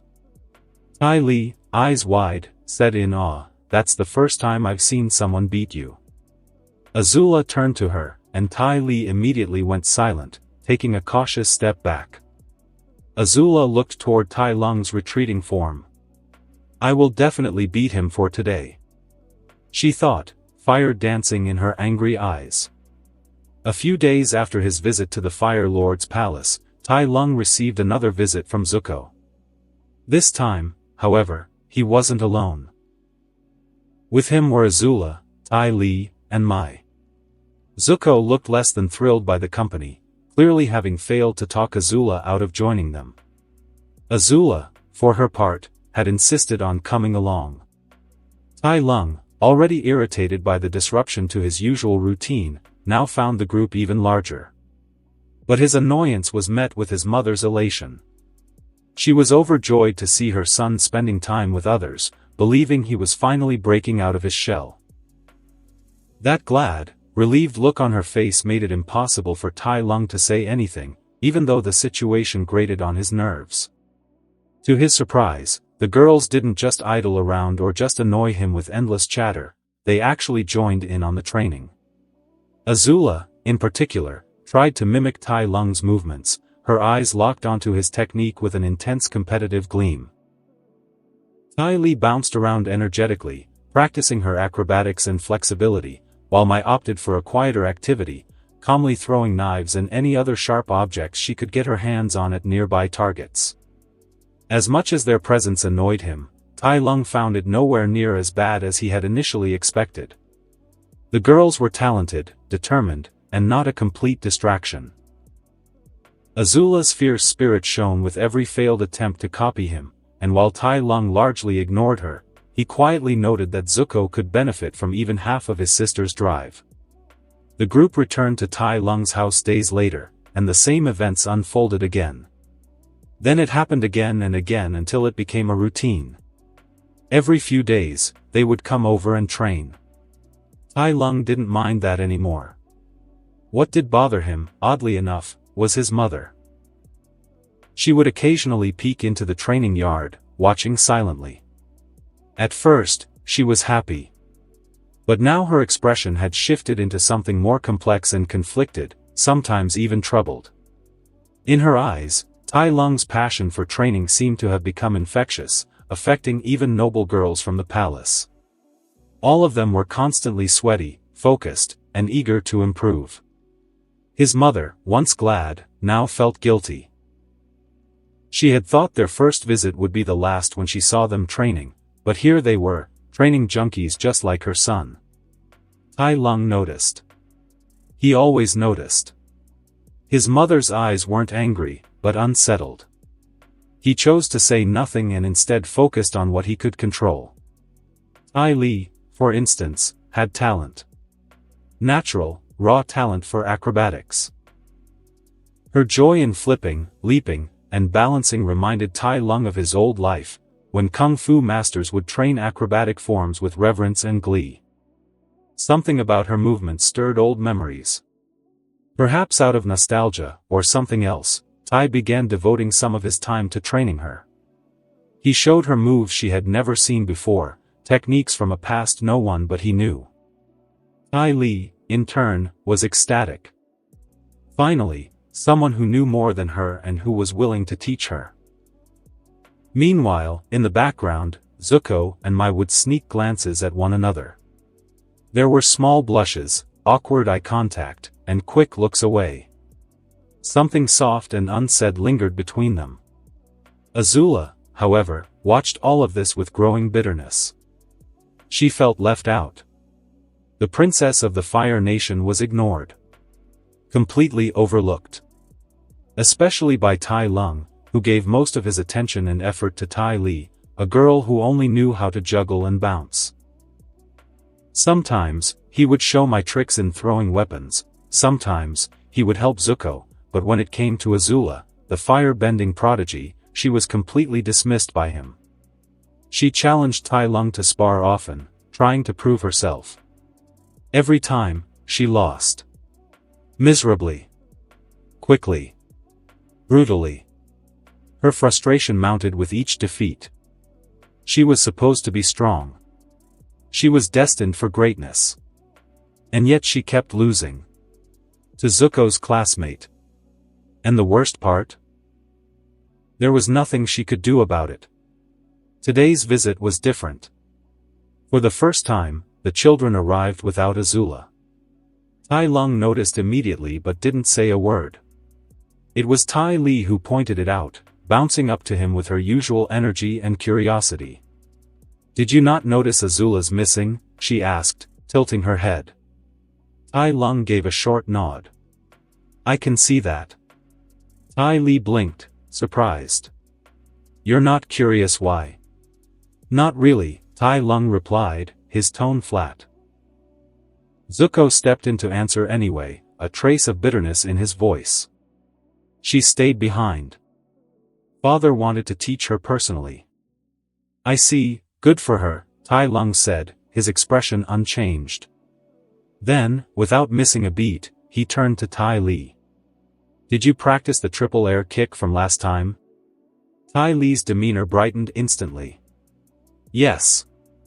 I did. I learned it," she exclaimed, practically radiating pride and excitement. With that, the group moved into their usual routine. Training resumed as normal, perhaps even better than normal. The lack of Azula's presence didn't bother anyone. In fact, it seemed to lift a weight off the group. Without her sharp tongue and constant competitive jabs, the air felt lighter. The laughter came easier. Tai Li was more expressive. Even Mai seemed just a little more relaxed, her quiet stillness less like detachment and more like peace. They all felt it, even if they didn't say it. The day was simply better without Azula. Meanwhile, elsewhere in the vast Fire Lord Palace, Azula stood proudly in a private courtyard, her golden eyes gleaming with fire and fierce determination. Her father loomed before her, a proud figure of power and control. Today, he was her teacher. She moved through her forms with razor precision, her flames hotter, her strikes faster. She had only one thought. With father's training, I will beat Tai Lung. I will show him who the real prodigy is. From that day on, Azula's visits stopped entirely. After 600 days of relentless siege, the long-awaited news finally came: Ba Sing Se's outer wall had been breached. But instead of celebration, the Fire Nation was plunged into sorrow and outrage. The son of Crown Prince Iroh, Captain Lu Ten, had fallen during the final push. The cost of this achievement had been too high. Not long after, Iroh called off the siege and ordered a retreat. His heart was broken after the loss of his son and couldn't continue the siege. The war, which had seemed to be on the cusp of a major turning point, was suddenly stalled. Across the Fire Nation, whispers grew into heated debates. Some called Iroh weak, accusing him of throwing away the sacrifices of countless soldiers. Others grieved with him, understanding that the pain of losing a son could shatter even the strongest of hearts. But before the nation could process the grief, a second shock swept across the capital the very next day. The Fire Lord was dead. His final decree was revealed: Prince Ozai would become the new crown prince, bypassing Iroh, whose retreat was declared a failure too great to overlook. With that, Ozai rose as the new Fire Lord. The capital buzzed with both anxiety and awe as citizens flooded the ceremonial grounds to witness the transfer of power to the new Fire Lord. Among the silent crowd stood Tai Lung. He watched the grand procession with serene, observant eyes. Fire Nation banners waved, flames danced in ritual arcs, and chants echoed in reverence of the new ruler. Yet something was off. He scanned the platform, the nobles, and the royal family. Zuko and Azula were there, but Ursa, Ozai's wife, was missing. A few days later, Zuko came to visit Tai Lung's home, his expression clouded with confusion and sorrow. He sat beside Tai Lung and spoke quietly, as if the words themselves were heavy. "My mother disappeared the same night my grandfather died," Zuko said.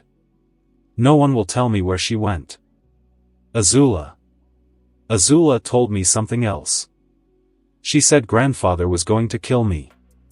To make father feel the same pain as Uncle Iroh.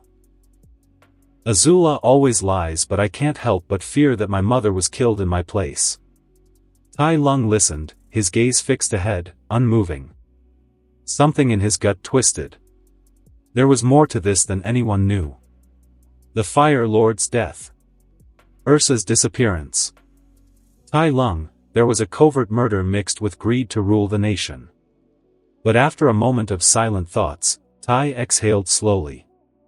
It has nothing to do with me, he thought to himself. And just like that, he buried the thought. That was the last time Zuko visited his home. In the Royal Academy, Zuko began to avoid Tai completely. No explanation, no confrontation, only distance, growing colder by the day. With the end of the siege, it was expected that Admiral Lung would finally return home. But he didn't. Instead, a surprising order was issued by the new Fire Lord Ozai. The Admiral was to lead a campaign in the northern seas, hunting down pirates and water tribe barbarians. Many were stunned. Such a mission didn't require an admiral, any competent commander could have handled it. Yet the order stood, and Admiral Lung remained away. Tai Lung watched as the news reached his mother. Her ecstatic face, lit by hope, slowly crumpled as the realization sank in: her husband would not be returning for another year or two. The weight of disappointment was unbearable to witness. For all intents and purposes, Ozai's order was a punishment cloaked as duty. In the months that followed, the once lively group visits faded. Now only Tai Li came, occasionally seeking Tai Lung's help with her training. At first, her visits were hesitant, awkward in their solitude. But when she saw how little Tai Lung cared about her being alone, she quickly relaxed into the routine. One afternoon, while practicing a complex flip kick sequence, Tai Li paused and sat beside Tai Lung, wiping sweat from her brow. "Zuko. He's avoiding you now because the Fire Lord told him to," she admitted, frowning. "Azula told me that the Fire Lord considered it unbecoming of the Crown Prince to spend time with the son of a mere admiral." Tai Lung's expression remained passive, but something shifted in his eyes. Tai Li pouted, arms crossed. "I think it's stupid. The Fire Lord ruined our group, our friendship, everything. Then she caught herself. Please don't tell anyone I said that. Tai Lung nodded slightly. Of all her words, only one truly echoed in his head, mere admiral. That people in this world could speak so casually, so dismissively, of his father, it grated on him in a way few things did. 2 years passed. Tai Lung was now 12 years old. He stood tall and silent at the docks beside his mother, the sea breeze brushing against his face. After 4 long years, his father was finally coming home. The warship docked slowly. The soldiers disembarked, and then Admiral Lung appeared. Time had weathered his face, but his posture remained firm, his eyes sharp. Tai Lung's mother teared up as she rushed forward, arms open. "I missed you," she said, her voice thick with emotion. "It's been 4 years." Tai Lung approached a step behind her. "Welcome back." The admiral smiled tiredly but genuinely. His eyes lingered on his son, now taller, stronger, with an air of quiet command most men twice his age lacked. For a moment, the years of battle and exile-like mission melted away. He was home. That night, the family celebrated in quiet comfort. Over a warm meal, Admiral Lung recounted tales of the siege, the endless tension, the final breach, and the heartbreak that followed. But his voice faltered when he mentioned Prince Iroh. Julian sighed deeply. The loss of Lu Ten, it broke him. And then, just days later, he lost his claim to the throne. "Where is Prince Iroh now?" Tai Lung asked. "I don't know," his father replied, shaking his head. "He left the army on his own. He said he needed time, and no one's seen him since." Julian's eyes narrowed. "The moment Ozai took power, he sent me on that ridiculous mission. That wasn't a coincidence." "Why would he do that?" she asked. "Because I was close to Prince Iroh," he answered grimly. "All of us who stood with him, generals and admirals alike, were given missions that kept us far from the capital. He feared Iroh might come for the throne." Tai Lung's eyes narrowed, recalling the past, then shared what Zuko had once told him, the argument Ozai had with his father and the mysterious disappearance of Ursa the very night the old Fire Lord died. Julian's expression darkened. Maybe he didn't want any of us around because he had done something foul. His wife froze. "What you're saying is dangerous. It could be considered treason." Julian nodded. "Then let no word of this leave this room. Ozai, he's like a violent snake. He's always been that way." The next day after the academy, something unexpected happened. Zuko sought out Tai Lung for the first time in nearly 2 years.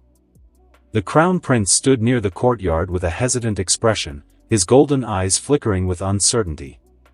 He approached Tai Lung slowly and said, "I want to challenge you to a spar." Tai Lung raised an eyebrow, noting the worried look in Zuko's eyes.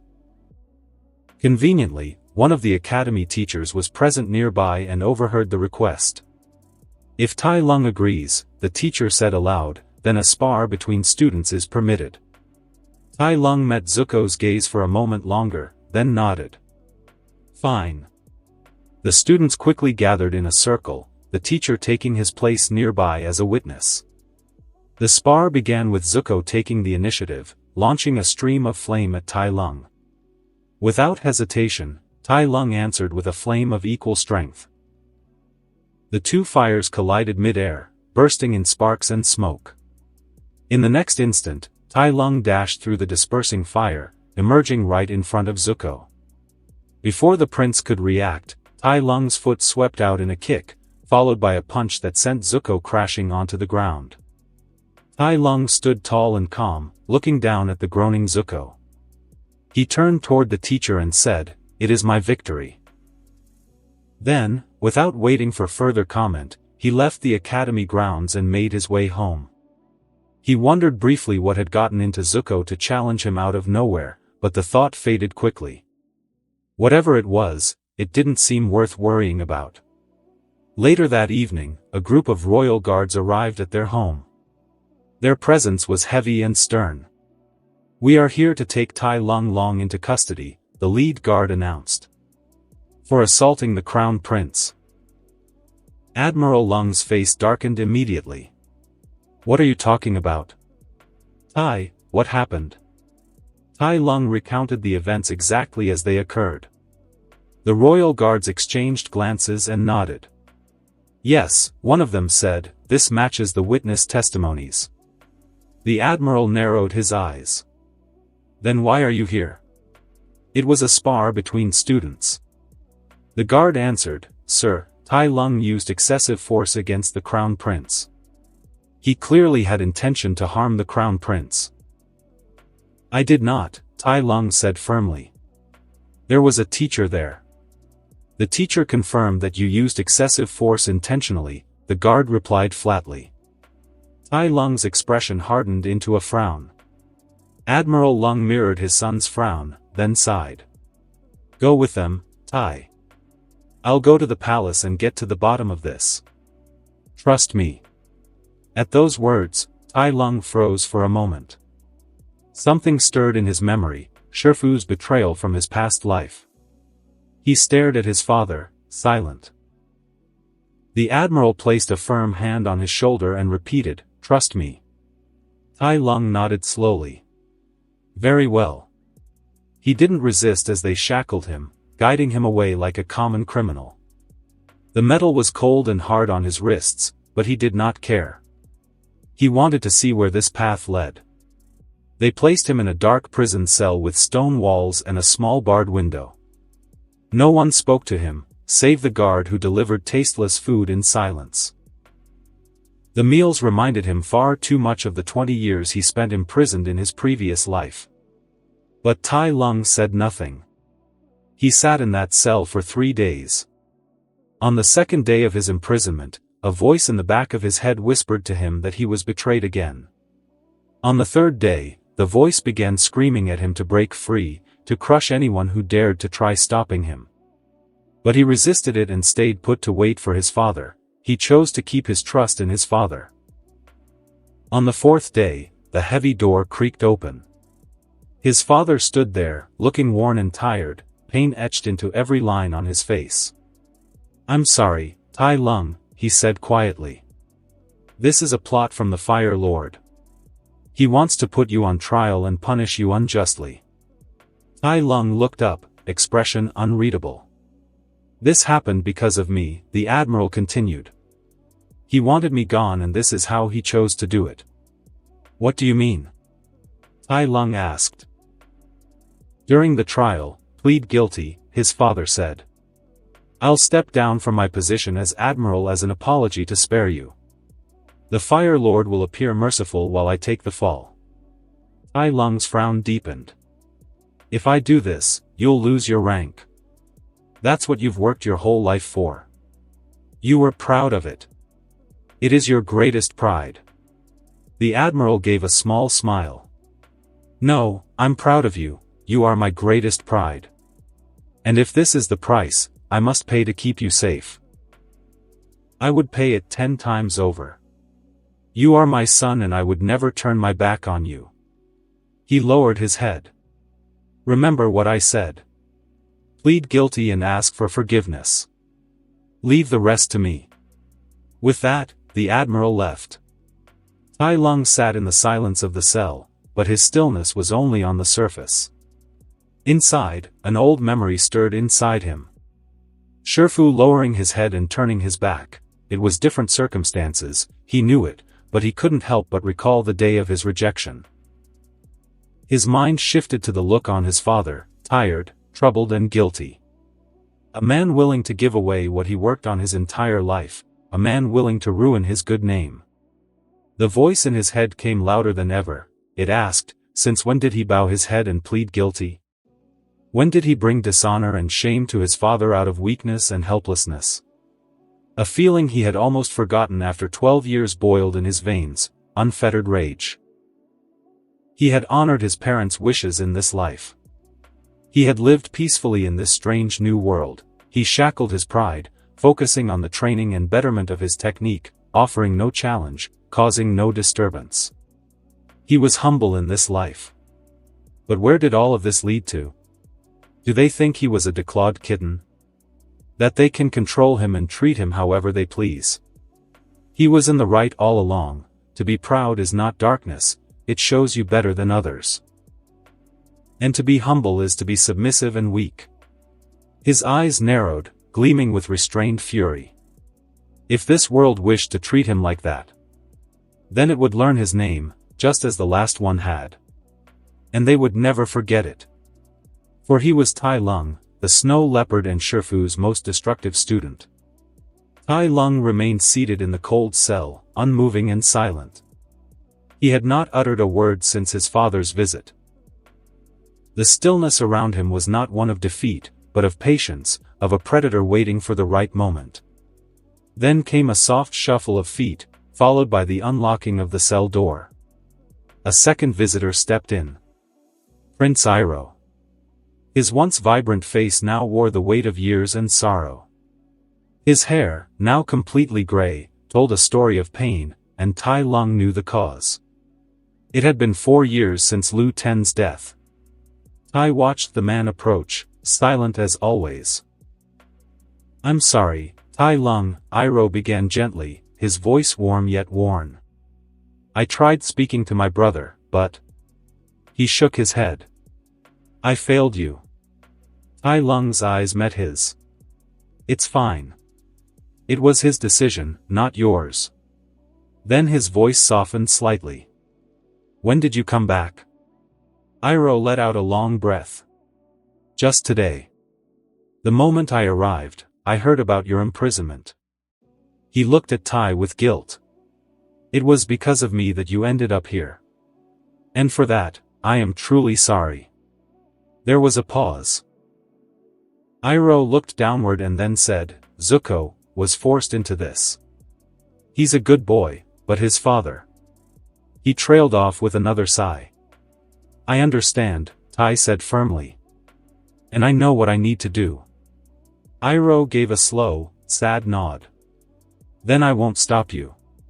He turned and left the cell, leaving Tai to the darkness.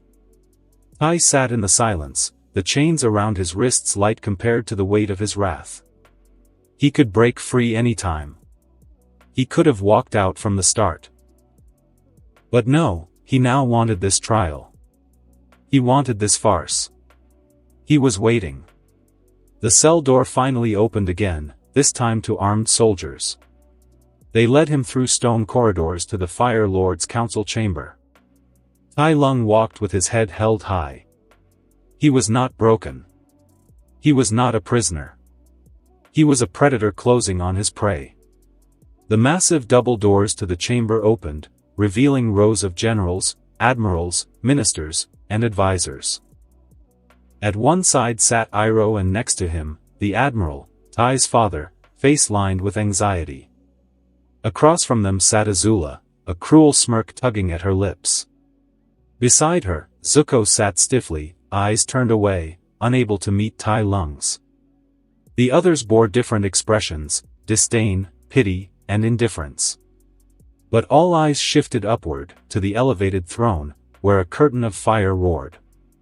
Behind that wall of flame sat Fire Lord Ozai. Tai Lung entered full of confidence without fear. He stood tall, still as stone. A minister's voice rose in outrage. "How dare you stand before the Fire Lord without kneeling?" Tai Lung ignored him completely.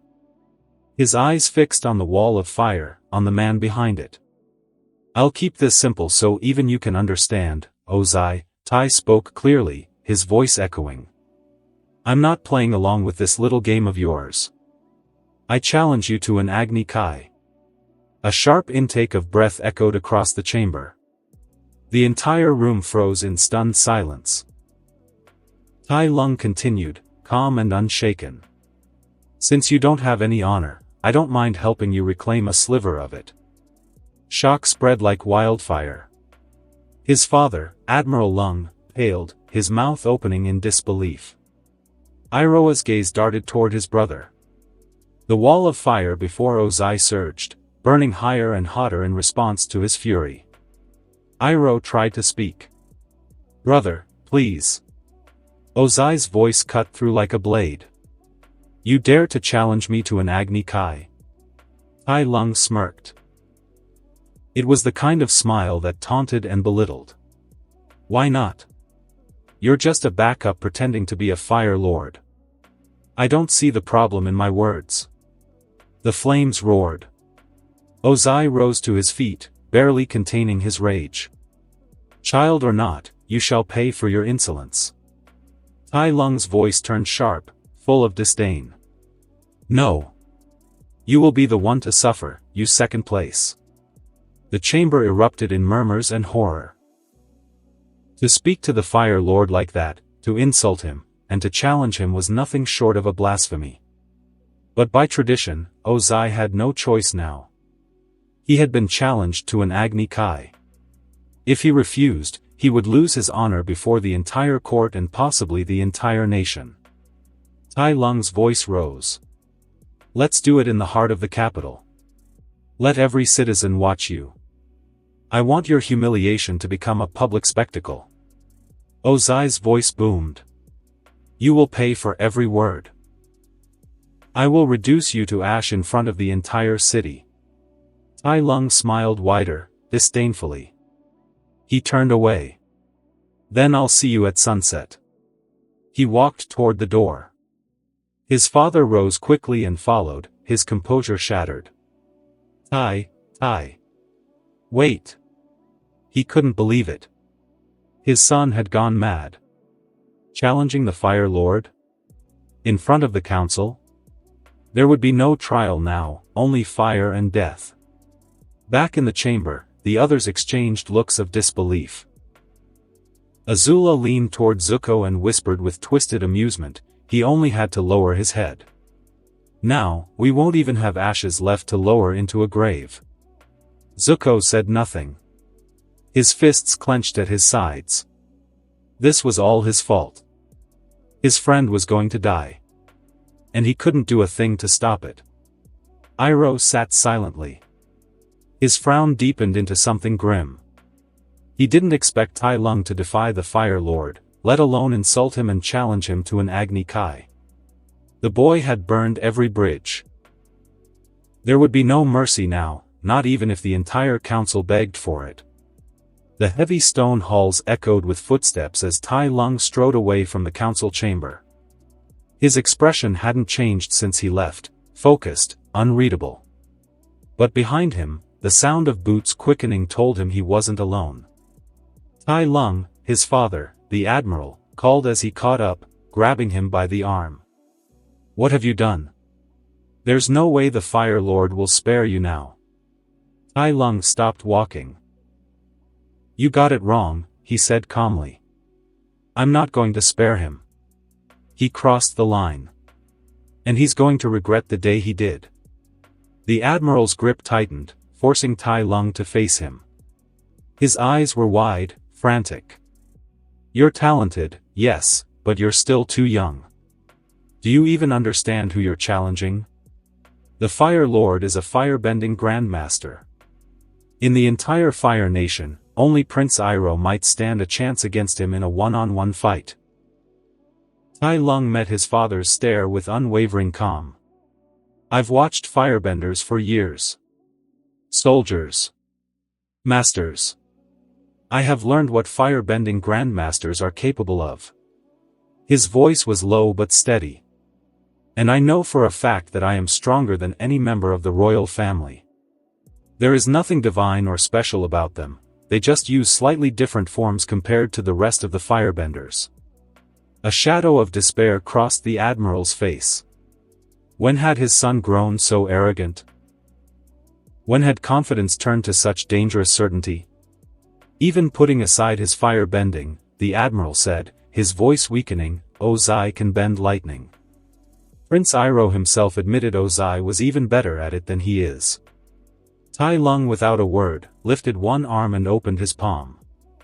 Lightning cracked in his hand, arcing wildly, illuminating the corridor in an electric blue glow. The admiral's eyes widened in disbelief.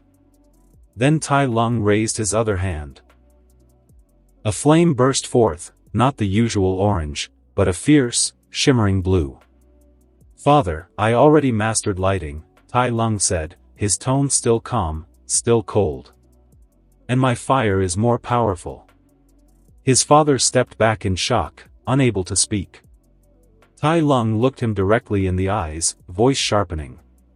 "And even without bending, I'm confident I still have a good chance of beating him." The admiral blinked. "What?" he whispered. "Bending isn't really my greatest combat asset, and from what I observed, humans are relatively fragile," Tai added. The admiral went numb. Lightning, blue fire. And yet Tai believed he was better at something else? The admiral couldn't understand what Tai Lung was referring to.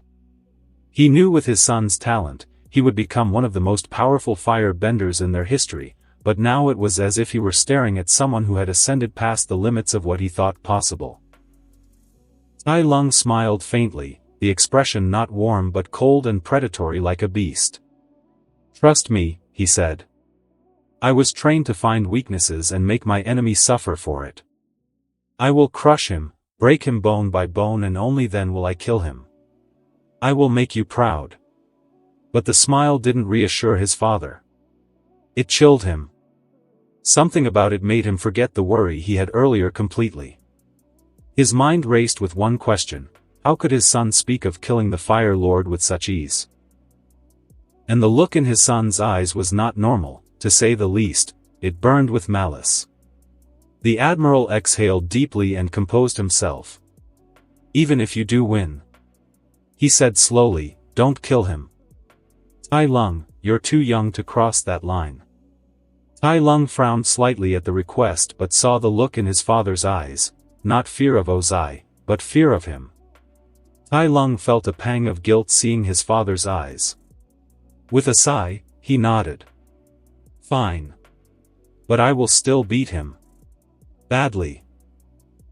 And with that, Tai Lung turned once more and walked ahead, not toward his execution, but toward a reckoning that would set the Fire Nation ablaze. The news spread through the Fire Nation capital like wildfire, just as Ozai intended. He made certain that every citizen, every noble, and every soldier knew about the treacherous son of Admiral Lung, a mere child who dared strike the Crown Prince, insult the Fire Lord within his own council, and top it all off by challenging him to an Agni Kai. The Fire Lord wanted this humiliation carved into the memory of the nation. Let them see the price of rebellion. Let them witness what happened when a boy refused to bow. He wouldn't just destroy Tai Lung. He would disgrace his name, tarnish the legacy of his family, and break their pride. The center of the capital was flooded by the time the sun neared the horizon. A massive dueling ring had been prepared open, spacious, and surrounded by tiers of seated citizens. Most had come for blood. They expected to see the Fire Lord burn the arrogant noble's son to ash. The boy had overstepped every line imaginable, and now only death could atone for his sins. Yet, in the crowd, scattered among the eager and bloodthirsty, were those who didn't cheer. Among them stood a woman with tear-reddened eyes, Tai Lung's mother, trembling but proud of her son's bravery. In some other section sat Tai Li and Mai, their faces grim and anxious. Not far off, Zuko stood silently, his jaw clenched, guilt written plainly across his face. Iroh beside him looked down, ashamed, the weight of inaction and guilt painted on his face. The boy chose to stand up instead of accepting injustice. Admiral Lung stood still. His eyes were fixed on the ring, his face tight with concern.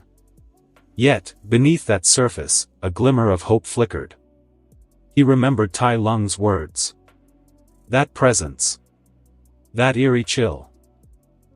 His instincts screamed that his son was no ordinary boy, there was something dangerous within him. Something he didn't feel before. And then, the duelists stepped forward. The sun was just brushing against the edge of the horizon as the combatants entered the ring. A heavy silence fell across the crowd. Both wore the traditional ceremonial shoulder garments of the Agni Kai, crimson, gold, and black, symbolizing the honor of battle. They knelt on opposite ends of the ring, bowing their heads in silence. Then, as one, they stood. With a smooth motion, they pulled off their shoulder garments and cast them aside. Tai Lung stood tall, taller than what a 12-year-old should be. His body, though still in the early stages of youth, bore the signs of intense training.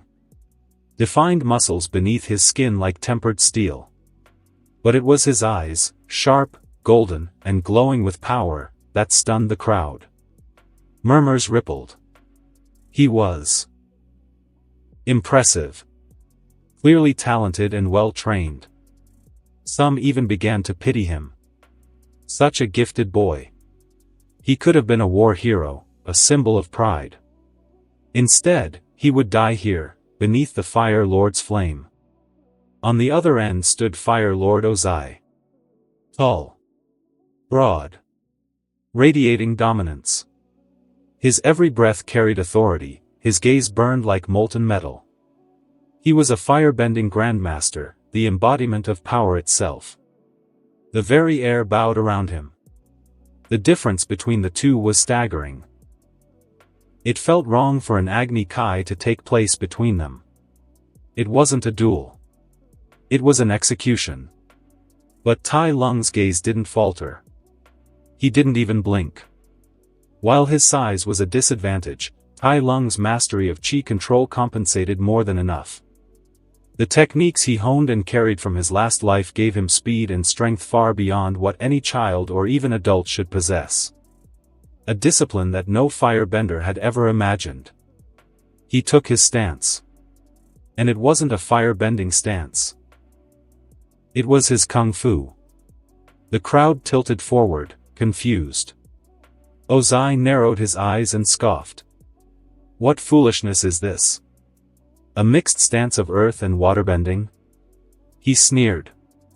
Which fool taught you that nonsense? Tai Lung's eyes narrowed dangerously at the words. He had learned this in the Jade Palace. From Master Shifu, the only father he truly knew in that life. And though bitterness still clung to his memories of Shifu, he would allow no insult, not even an ignorant one. You'll know soon enough who the fool is, Tai Lung said coldly. Ozai's gaze sharpened. Then, with a roar, he punched forward, a torrent of searing flame erupting toward Tai Lung. Tai Lung moved. Not with panic. Not with effort. With grace. He sidestepped the wave of flame, only a lick of fire brushing past his shoulder. Ozai's eyes narrowed. So you're the slippery type, he muttered, then struck again, a wider arc of flame rushing out like a wall. Tai Lung walked, a dance more than a dodge. With each step, he grew closer. Each movement is smooth, refined, and, unbeknownst to any, a predator approaching his prey. The crowd watched tensely in silence. The boy wasn't just surviving. He was approaching the Fire Lord steadily. As Tai Lung closed the distance between himself and his opponent, the crowd collectively held its breath. Ozai's eyes narrowed. The Fire Lord's legs suddenly swept outward in a wide, arcing kick, unleashing a blazing wall of fire. At such close range, escape should have been impossible. But Tai Lung vanished. With a burst of speed so sudden, Tai Lung slid low beneath the fire, his body grazing the ground like smoke. In the same fluid motion, his leg snapped upward, striking Ozai's planted foot. The Fire Lord's balance shattered. He staggered, his eyes flaring wide with surprise before hardening with fury. As he fell, Ozai slammed a hand to the ground to break his descent, his other leg igniting as it shot toward Tai Lung in a blazing arc. Flame exploded where Tai Lung had been. But he wasn't there. He was above. In that instant, Ozai looked up, only to see a foot descending from the sky. Crack! Tai Lung's foot slammed into his face, crushing his head into the stone. The audience gasped. Supporting his weight on one hand, Tai Lung flipped again, rising with grace and power, his second foot dropping like a hammer on the fallen Fire Lord's chest with a thud that echoed across the courtyard. Ozai lay beaten, his body pinned. And Tai Lung stood tall. His foot pressed firmly against the Fire Lord's chest. "What does the ground feel like?" Tai Lung asked, his voice calm and sharp. "It's quite suitable for you, don't you think?" The crowd was dead silent. They couldn't believe what they were seeing. Ozai's eyes shot open, filled with unfiltered rage. Power surged around him, an eruption of fire in all directions. Tai Lung jumped back, flipping cleanly as fire engulfed the ring. Ozai rose, his expression twisted in fury. "You will pay for this." Tai Lung chuckled. "Who's going to make me pay? You? The backup Fire Lord who frames others?" Ozai roared. With a savage punch, he sent another massive wave of fire forward. Tai Lung sidestepped effortlessly and moved in, faster than before. But Ozai was ready this time, his stance firm, his body braced for the counter. Then it happened. Pain. Blow after blow rained down on Ozai, his face, ribs, and joints each carried strength no child should possess. Tai Lung became a blur, rotating, spinning, his fists, elbows, and knees landing in a merciless rhythm. It was like a storm of violence. Ozai's body jerked and twisted under the torrent, his body crumbling with each strike. The crowd watched, mouths agape. They had never witnessed an Agni Kai like this. This was not how Agni Kai fought. Agni Kai is a duel of fire, not whatever this is. But more importantly, the child was winning. Dominating, without using even a flicker of flame. Tai Li's eyes lit up. She turned to Mai, gripping her sleeve. "These movements, they're the same ones he has been teaching me." Mai only nodded slowly, unable to tear her gaze from the spectacle. Ozai stumbled back, dazed, with blood at the corner of his mouth. Tai Lung caught him by the beard. The Fire Lord glared at him, hatred burning hotter than his flames. Tai Lung responded with a cool smile, then punched him straight in the face. Ozai collapsed. And his beard tore free in Tai Lung's hand. Tai Lung stood over him, holding the severed tuft of regal hair. He looked at it briefly, then, with a flick of his fingers, ignited it in flame. The burning hair crackled as it turned to ash. Ozai staggered to his feet, barely. "I am the Fire Lord," he snarled, his voice trembling with pride and desperation. "And you are just a child. I will not lose to you. I was born with divine right." Tai Lung didn't reply. He stood still, watching the man. Those words, that tone, they echoed in his mind. He remembered Pa. He remembered the contempt in his own voice, his own arrogance, when he dismissed the panda as unworthy. When he believed himself to be the dragon warrior, when he wanted to prove himself. Did I look this pathetic then? No. Absolutely not, he thought. Ozai screamed and dashed forward with reckless fury, aiming a fiery kick at Tai Lung's head. Tai Lung tilted, the kick missing by a hair. Then snap, a sharp, surgical kick struck Ozai's leg, precisely at the nerves and chi pathways. Ozai crumpled, falling to his knee. "I struck your nerves and chi paths," Tai Lung said, his voice cold. "You won't be able to use that leg for hours." He looked down at the broken ruler before him. "You've lost this Agni Kai. Luckily for you. I agreed not to kill you." With that, Tai Lung turned his back. He didn't want to look at Ozai anymore. The Fire Lord's act, his words, and his pride were too familiar. Too close to how he acted in his past life. He had given Ozai a beating, stripped him of dignity, and left him in the dirt. That was enough. He didn't want to be reminded of his failure, he dreaded the thought that he was as pathetic as Ozai. No, he rejected the thought. Ozai remained on one knee, broken and defeated, but not humbled. Pride roared in his veins like wildfire, drowning out reason and mercy. He stared at the back of the boy who had humiliated him before the entire nation. The boy walked away as if the duel was already done. It wasn't. With a quick movement and a snarl on his lips, Ozai summoned a bolt of lightning. From his kneeling position, he hurled it straight at Tai Lung's unguarded back. The audience gasped in horror. Time seemed to slow. The lightning surged through the air, violent, pure, and deadly. Tai Lung turned in a flash. His eyes widened at the sight. He raised his hand and caught the lightning. It struck him dead on, electricity crackling across his form. His feet dragged across the ground as he was pushed back, sparks dancing around his body. He clenched his jaw in pain and fury, his muscles tightening as he redirected the current, channeling the lightning through his chi paths with terrifying control. His eyes locked with Ozai's.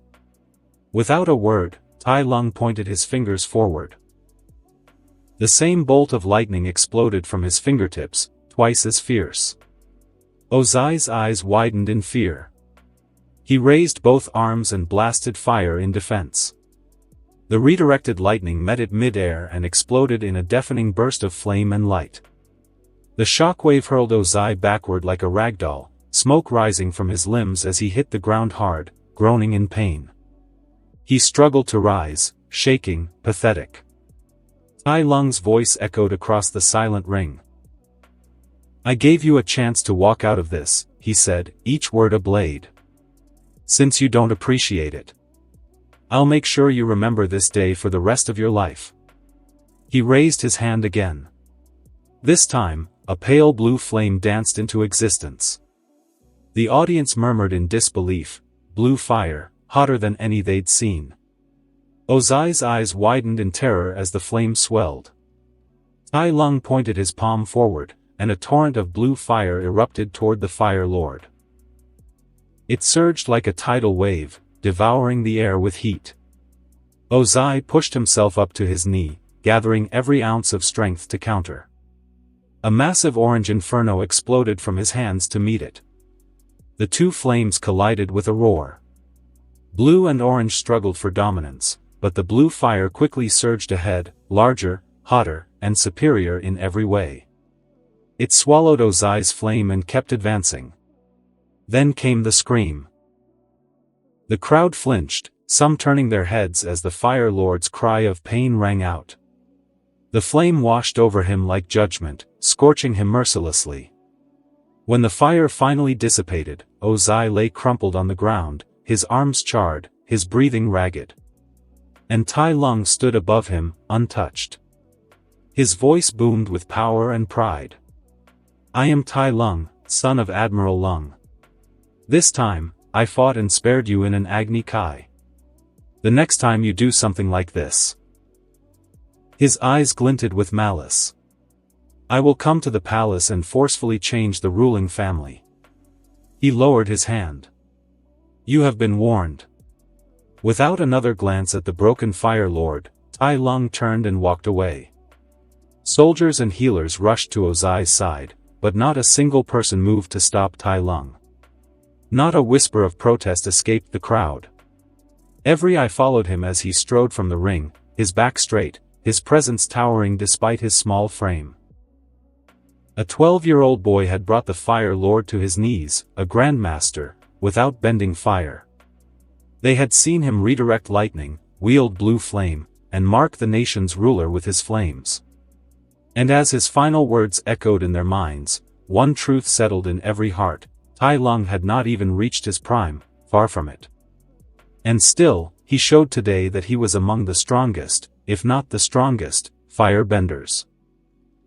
The moment Tai Lung stepped away from the ring, the stunned crowd recovered and began murmuring behind him. He spotted two familiar figures rushing after him, his parents. Admiral Lung and his wife hurried toward him. Relief filled their eyes, but pride burned even brighter. Tai Lung met their gaze with a small, confident smile. "I told you this would be the outcome," Tai Lung said, voice calm and certain. Admiral Lung laughed, his deep voice rumbling in the air with clear pride. "You surpassed even my wildest imagination. You didn't just win, you crushed the Fire Lord. His mother wasted no time, wrapping her arms tightly around her son, her voice trembling. Don't ever do something like this again, she said, burying her face into his shoulder. Tai Lung smirked and tilted his head toward the ring's direction. Say that to the fire rooster lying flat in the ring. His parents blinked. Speechless. Since when did their obedient, well-mannered son talk like that? As if reading their thoughts, Tai Lung crossed his arms. I acted nice this whole time, but that just made some idiots think they could walk all over me. I'm done playing nice. Admiral Lung's expression shifted, becoming more serious as he studied his son. After a long moment, he placed a firm hand on Tai Lung's shoulder. It's okay to show your strength, Tai. But don't ever use it to oppress others. There is no honor in bullying the weak. Tai Lung paused, then nodded without hesitation. I understand, he said, and he meant it. Just like he was the son and student of Shifu, he was also the son of Admiral Lung. He had no intention of repeating past mistakes and dishonoring his father. His thoughts briefly wandered to Ozai's final outburst, the pride, the desperation, and the fall. No, I was never like that. I will never be. I am Tai Lung. Tai Lung thought. Tai Lung. The cheery voice cut through the air, and the family of three turned. Tai Li bounded toward them, dragging a reluctant Mai behind her. Her eyes sparkled as she reached them. That was amazing. A little too scary, but amazing. You took down the Fire Lord. You're the best firebender in the entire Fire Nation now. Mai gave Tai Li a dry look before glancing at Tai Lung. You didn't die, hooray, she said, her voice flat and unimpressed. Tai Lung blinked, then let out a quiet chuckle. There was something oddly amusing about how doom and gloom Mai could be. Tai Li has once said that about her, and her words were right on the mark. Back in the royal palace, the atmosphere was somber. Iroh sat quietly with his nephew and niece, both of whom were still visibly shaken.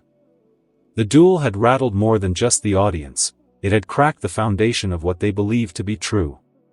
Azula sat rigid, her expression unreadable, but the fire burning behind her golden eyes betrayed her fury. She had always believed her father was unbeatable, a titan among men. But now? He had been broken. Defeated. Humiliated. And worst of all, by Tai Lung. A boy the same age as her brother. A boy she loathed. He must have cheated, Azula hissed. There's no way he won in a fair fight. Zuko said nothing. His eyes were cast downward, lost in thought. Iroh, however, was focused. His memory returned to that moment when Tai Lung had redirected lightning. He was caught off guard by Ozai's lightning. Iroh mused. No stance. No preparation. But he held it, and sent it back with more power. Iroh had created the redirection technique just recently, after years of practicing and observing other benders and cultures. But even he couldn't do what Tai Lung did, not in that position. He looked at Azula, sadness in his eyes for Azula's state. Tai Lung is the most talented child I have ever seen. From the first time I met him, I knew he was destined to become a great firebender, one of the greatest in our history. I knew he would grow fast, but not to this degree. Azula's fists clenched tighter. She was supposed to be the prodigy. She was the one born to greatness. Her thoughts churned, refusing to accept defeat.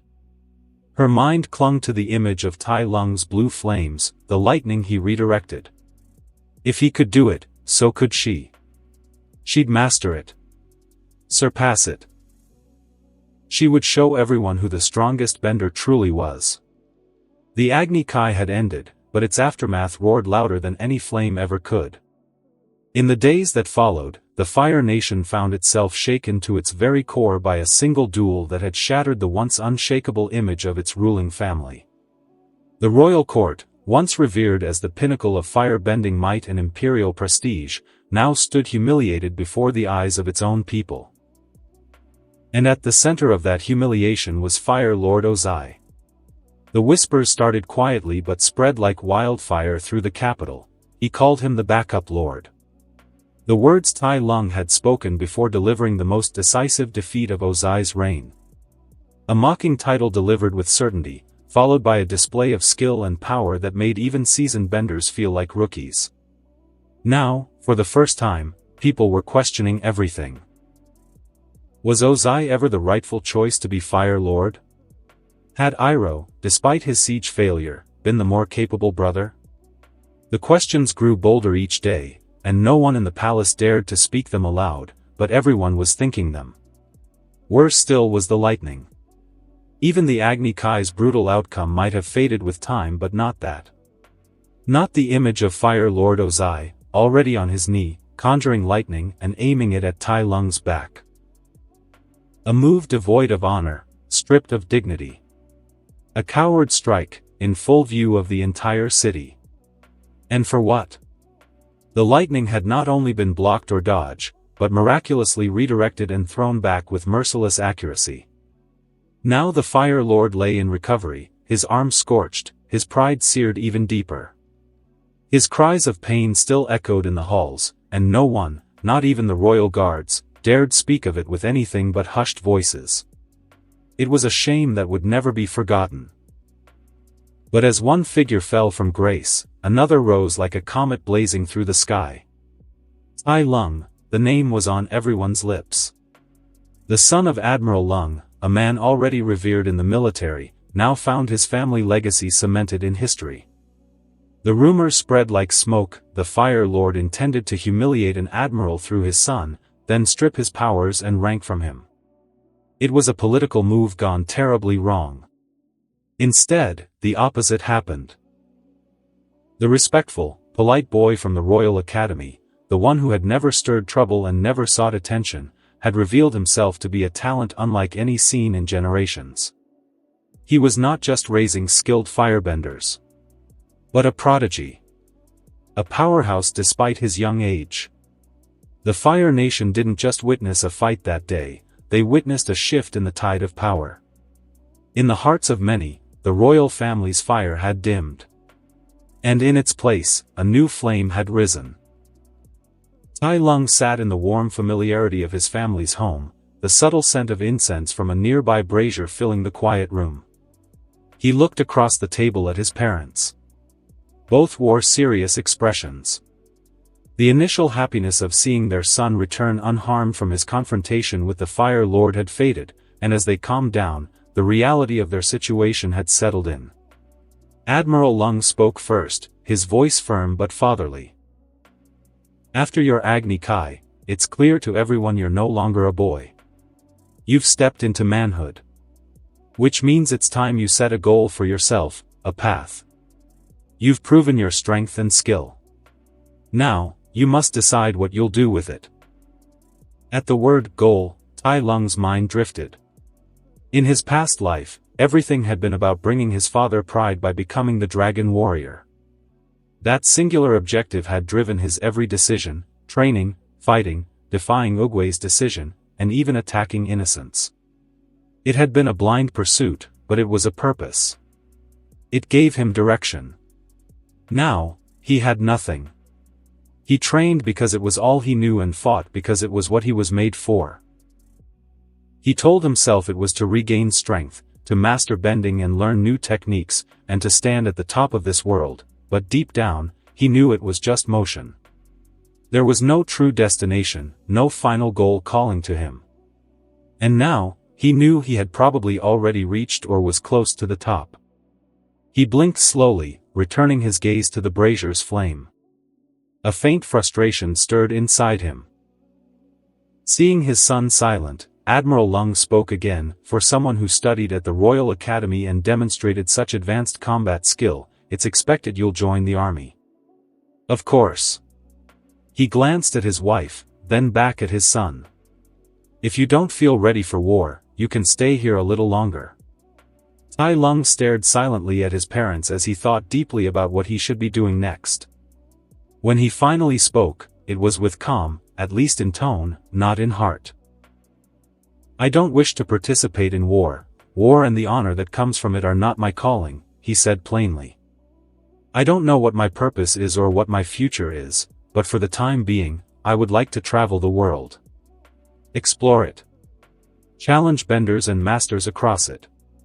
He decided to follow the path of masters in his past life, to travel the world and search for answers. It was the only path he knew and approved of. There was no surprise in his parents' faces. They believed they knew their son better than he knew himself, his obsession with training, and his hunger to improve. It was only natural that he would desire to test himself against worthy opponents across the world. His mother gave a small smile of understanding, while the admiral chuckled, shaking his head. "I expected a response like that," Admiral Lung said. "So how about this, you join the army under my fleet. You'll start as a captain, with a ship under your command. That way, you can travel freely. Explore. Move wherever you want." Tai Lung raised a brow. "Is that even allowed? That's a clear abuse of your position." The admiral smirked knowingly. "All the children of nobles start as lieutenants or captains. And none of them have 1/10 of your skill, let alone your accomplishment of defeating the Fire Lord." His tone grew sharper, tempered with pride. "You earned more than any title I could give." Tai Lung gave a light nod of acknowledgement. He didn't care for ranks, but he understood their function in the world. The admiral continued, his voice growing heavier with responsibility. "Of course, you'll still need to participate in skirmishes and large-scale battles near you. It would be a great dishonor to ignore the war effort entirely." He looked at his son seriously. "Our nation, it's not kind to power without duty. And most importantly, I don't want to hear that you are abusing your power in oppressing others." Tai Lung nodded again, this time more slowly. He didn't like the thought of war, of fighting for reasons beyond personal growth, but he understood. In the Fire Nation, power and obligation were inseparable. All capable combatants served. To refuse was to dishonor not only oneself but also one's lineage. As for oppressing others, he doesn't wish to repeat the past, to harm innocents and the helpless like he did in the Valley of Peace. A small, bittersweet smile appeared on Admiral Lung's face. "You'll have a ship waiting for you in 3 days." After Tai Lung left the room, Tai Lung's mother, who remained silent the whole time, finally spoke to her husband, concern etching her voice. "Isn't that too fast?" Admiral Lung let out a soft sigh. "The faster the better." Tai's performance may have deterred most, but some fools will still try to test him. That day, I saw a side of Tai I have never known, a side full of pride, brutality, and malice. I have no doubt that Tai intended to execute Ozai publicly, and my request is the only thing that stopped him. That malevolent side could come out at any moment if he is antagonized again. I don't want to see my son bearing the blood of our own people on his hands. I hope as he grows up, he will learn how to restrain himself. It wasn't just concern for Tai Lung's safety. The admiral had seen enough to know that if anyone did try to provoke his son, they wouldn't survive the outcome. Not when even the Fire Lord had been crushed under Tai Lung's flame. In his eyes, it wasn't Tai Lung who needed protecting from the Fire Lord supporters. It was the Fire Lord supporters that needed protection from him. In truth, the admiral didn't mind his son killing enemies. It was part of the process of becoming a great man, but killing their own people for internal conflict was something the admiral didn't approve of. 3 days later, the harbor was humming with life as ships bobbed gently along the Fire Nation docks. Standing at the edge of the stone pier, Tai Lung stared silently at the ship before him, a sleek vessel marked with the Fire Nation flags, befitting a captain under Admiral Lung's fleet. True to his word, his father had prepared everything: a ship, a capable crew, and a future set adrift on open seas. Behind him stood his parents. His father's posture was steady as ever, arms folded behind his back. His mother, however, struggled to maintain her composure, eyes shimmering with unshed tears as she gazed at her son's back. Tai Lung turned toward her, his expression gentle. "Don't worry, Mom. You've seen how strong I am. I'll be fine." A soft sob escaped her lips as she stepped forward. "I know," she whispered, wiping at her eyes. "I'm just sad to see you go. This is the first time you're leaving like this." Tai's lips lifted into a soft smile. "I'll come back to visit. And I'll always write to you." His mother gave a small, teary nod while Admiral Lung placed a reassuring hand on her shoulder. "If only I could take you under my wing and travel with you," the Admiral said with a deep sigh. "But I have to stay here in the Fire Nation."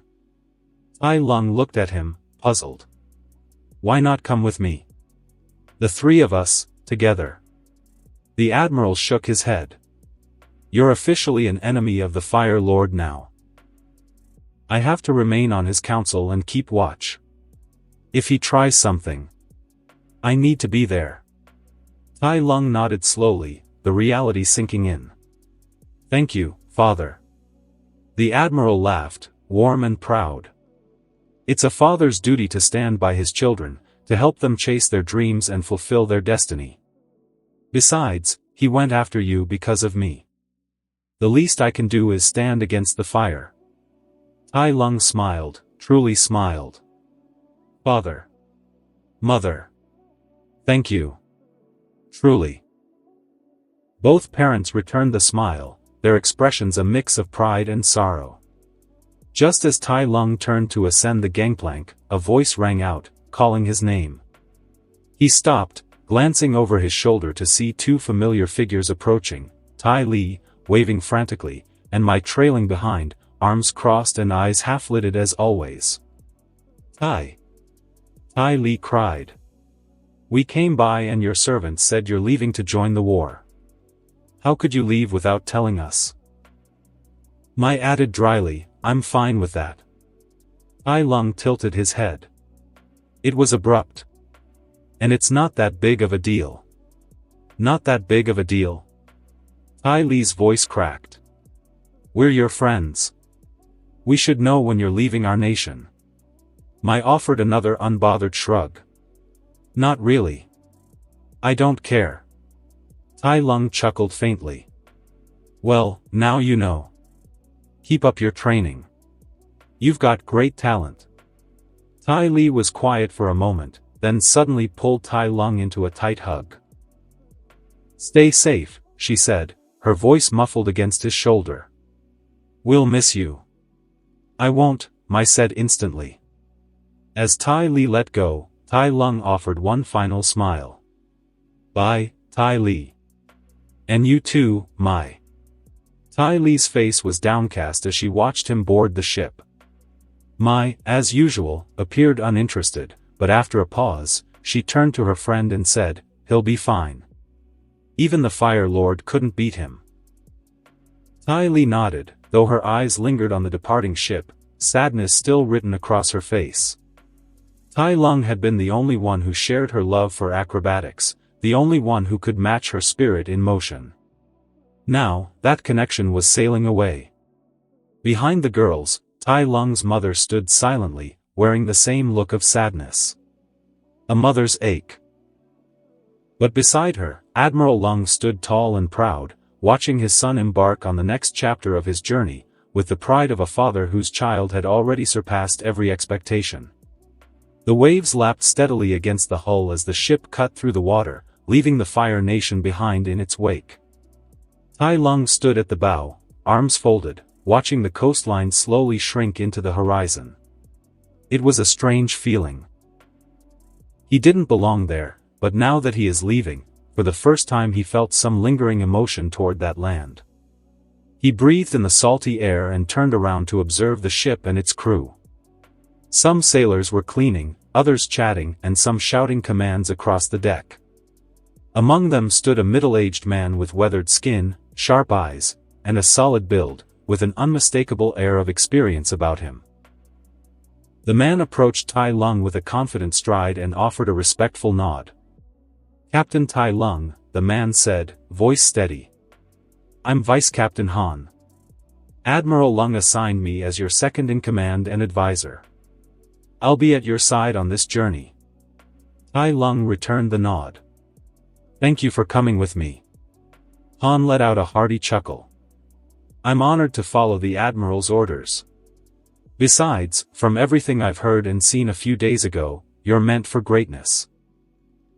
He gave a sideways grin before adding, "And, truthfully, I wouldn't mind a little break from war myself." Tai Lung allowed himself a small smile. There was something grounding about Han's presence, a steady flame that didn't seek to overwhelm or test him, just to guide. "So, Captain," Han said as he folded his arms and looked out toward the open sea, "where do we go now? Any destination in mind?" Tai Lung shook his head slowly. "I don't know much about the world outside the Fire Nation," he admitted. "I'll follow your lead." Han smirked, a glint of mischief and pride in his eyes. "The Admiral already told me plenty about you. Trust me, Captain, you won't regret following my lead." The wind caught the sails, and the ship surged forward with purpose. For the first time in his life, Tai Lung wasn't moving toward a certain goal or an expectation. He was moving into the unknown, seeking to find his goal and purpose in this world. The first landfall after departing the Fire Nation was quiet. Tai Lung stood at the edge of the deck, arms folded as the ship slowly glided into a modest harbor. Before him stretched Yanhai Coastal Village, a humble coastal settlement nestled against the cliffs of the Earth Kingdom's shore. The green earth rolled behind the buildings, simple structures made of wood and clay, weathered by time and hardship. Vice Captain Han stepped beside him, hands behind his back. "Yanhai Coastal Village," he said. "One of the first Earth Kingdom villages placed under Fire Nation control, about 100 years ago.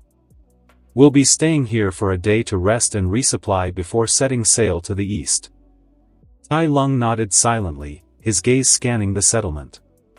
There was no smoke, no noise. Just a heavy stillness in the air, like a village holding its breath. "I'll go explore the place," Tai Lung said. Han gave a brief nod and turned, barking a few orders at the crew to begin the resupply effort. With that arranged, he followed Tai Lung down the gangplank and onto the dock, the two walking side by side into the heart of the village. The moment they stepped into the streets, eyes turned to them. The villagers looked with a mix of wariness, fear, and bitterness. Their faces were tired, clothes worn thin. Children hid behind doorways, old men lowered their gaze. The air was thick with silent accusations and unspoken resentment. Tai Lung's golden eyes drifted over them. For a village supposedly benefiting from open Fire Nation trade, it looked hollow, stripped bare. He turned to Han. "What is the treatment of the villages under our control?" Tai Lung asked. "How far are we from the baseline we set for ourselves at the academy?" Han sighed, the humor gone from his tone. "Some villages are doing well," he admitted. "But most are like this. Controlled, suppressed. The soldiers run them, and most see these people as lesser. It's common." Tai Lung frowned. "And what do you think?" Han shrugged, unbothered. "Honestly, I wouldn't harm them. But I wouldn't help them either.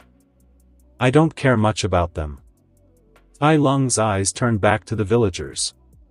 He remembered the village in the Valley of Peace from his past life, places he once terrorized after he was denied the Dragon Scroll, when he was betrayed by his father. Though he'd never killed anyone, the fear he'd caused, the destruction he wrought upon the villagers, and the way he turned back on the teachings of the Jade Palace had been enough to earn his chains. And yet here, the same cruelty, or worse, was being enacted by soldiers who called themselves honorable, and no one was punishing them. His feet moved through the dust, thoughts spiraling, when he turned a corner and stopped. A child stood ahead, drawing aimlessly into the dirt with a stick, completely absorbed in his own world. Tai Lung was about to walk around him when, from a nearby hut, a woman bolted forward. In a single motion, she scooped up the child and dropped to her knees, trembling. "Sir," she cried out, voice cracking. "He is but a child. He didn't see you coming." Tai Lung blinked, stunned. Her fear was absolute, and it was directed at him. It was excessive, terribly so. He looked at her, at the shaking bundle she cradled, and a pit opened in his stomach. Something was deeply wrong here. "It's fine," Tai Lung said, his voice level. He stepped around the woman and kept walking, Han silently following behind. A few steps later, Han tilted his head toward him. "Didn't you find her reaction a little strange?" Tai Lung didn't turn. "Your words, and the villager's eyes, are enough of a telltale." Han studied him for a moment. "I thought you'd want to correct the injustice," he said at last. "You wouldn't be the first. Many noble sons come here thinking they can fix things. They eventually give up and many become like the others and start to relish in the villager's suffering. Most of our people simply don't know restraint and see these people as lessers." Tai Lung stopped, looking ahead at the cracked walls and the tired faces. "I don't think I'm the right person to fix this," he said quietly. "I'm not a good person." His thoughts went to the past. Of houses he'd smashed. Of shops and carts he ruined. Villagers he'd scared into fleeing the valley. He'd wanted power. Wanted to prove he deserved it.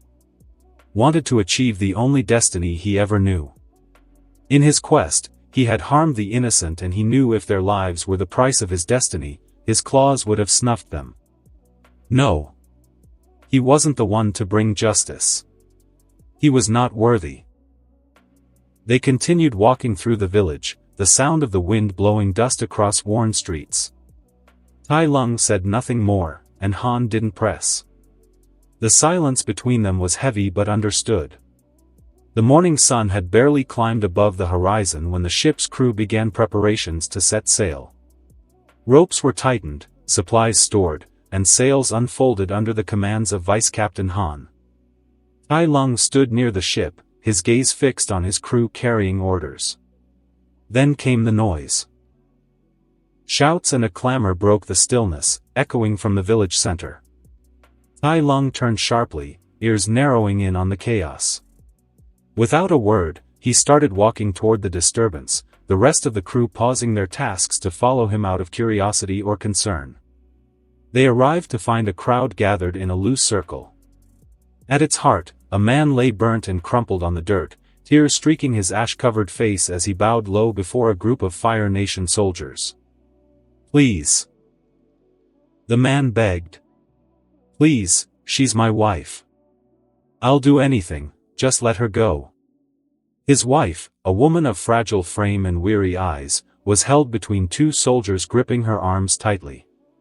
She struggled, but they laughed. The leader of the group stood in front, smirking with cruel amusement. "It's your honor that your wife caught our attention," he said mockingly.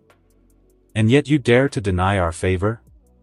His voice dripped with mockery, and his companions snickered. Tai Lung remained at the edge of the crowd, watching silently. Seeing the man and his wife, Tai Lung's thoughts slipped unexpectedly to his parents in this life. At the start, he hadn't cared about them. Gratitude was the closest emotion he had felt. But with time, that gratitude grew into something deeper. Appreciation. Respect. Even affection. They reminded him of Shifu in some strange way, stern, proud, and even more supportive than his old adoptive father had been. His mind wandered further, back to the teachings of the Jade Palace, justice, honor, and courage, virtues carved into his bones as a child, just as the darkness Oogway spoke of. He had forsaken justice when he terrorized innocent villagers in pursuit of his destiny. He had forsaken honor when he struck his own teacher, his father. And now, watching injustice unfold again before his eyes, doing nothing, he felt the edges of his courage slip, shamed into silence. He closed his eyes. Even in this life, he had been taught the same virtues again by tutors chosen by his mother, by instructors at the academy, and by his father's reminders before setting sail. All of them, in their own way, had echoed the teachings of the Jade Palace. All of them had spoken of honor and courage just like Shifu. Tai Lung drew a breath. He had no right to preach these virtues. Not after what he had done.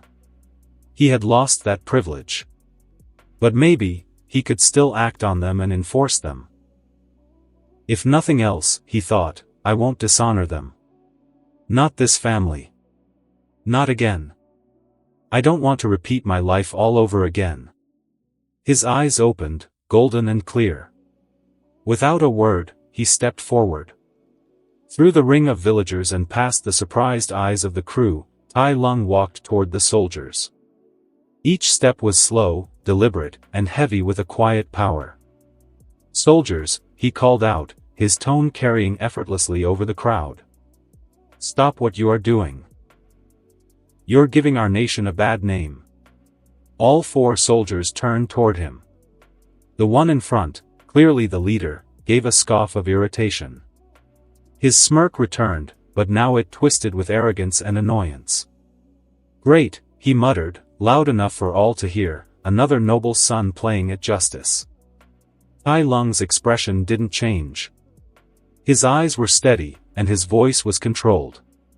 You are dishonoring yourself and the Fire Nation by your actions. The leader's smirk widened into something crueler.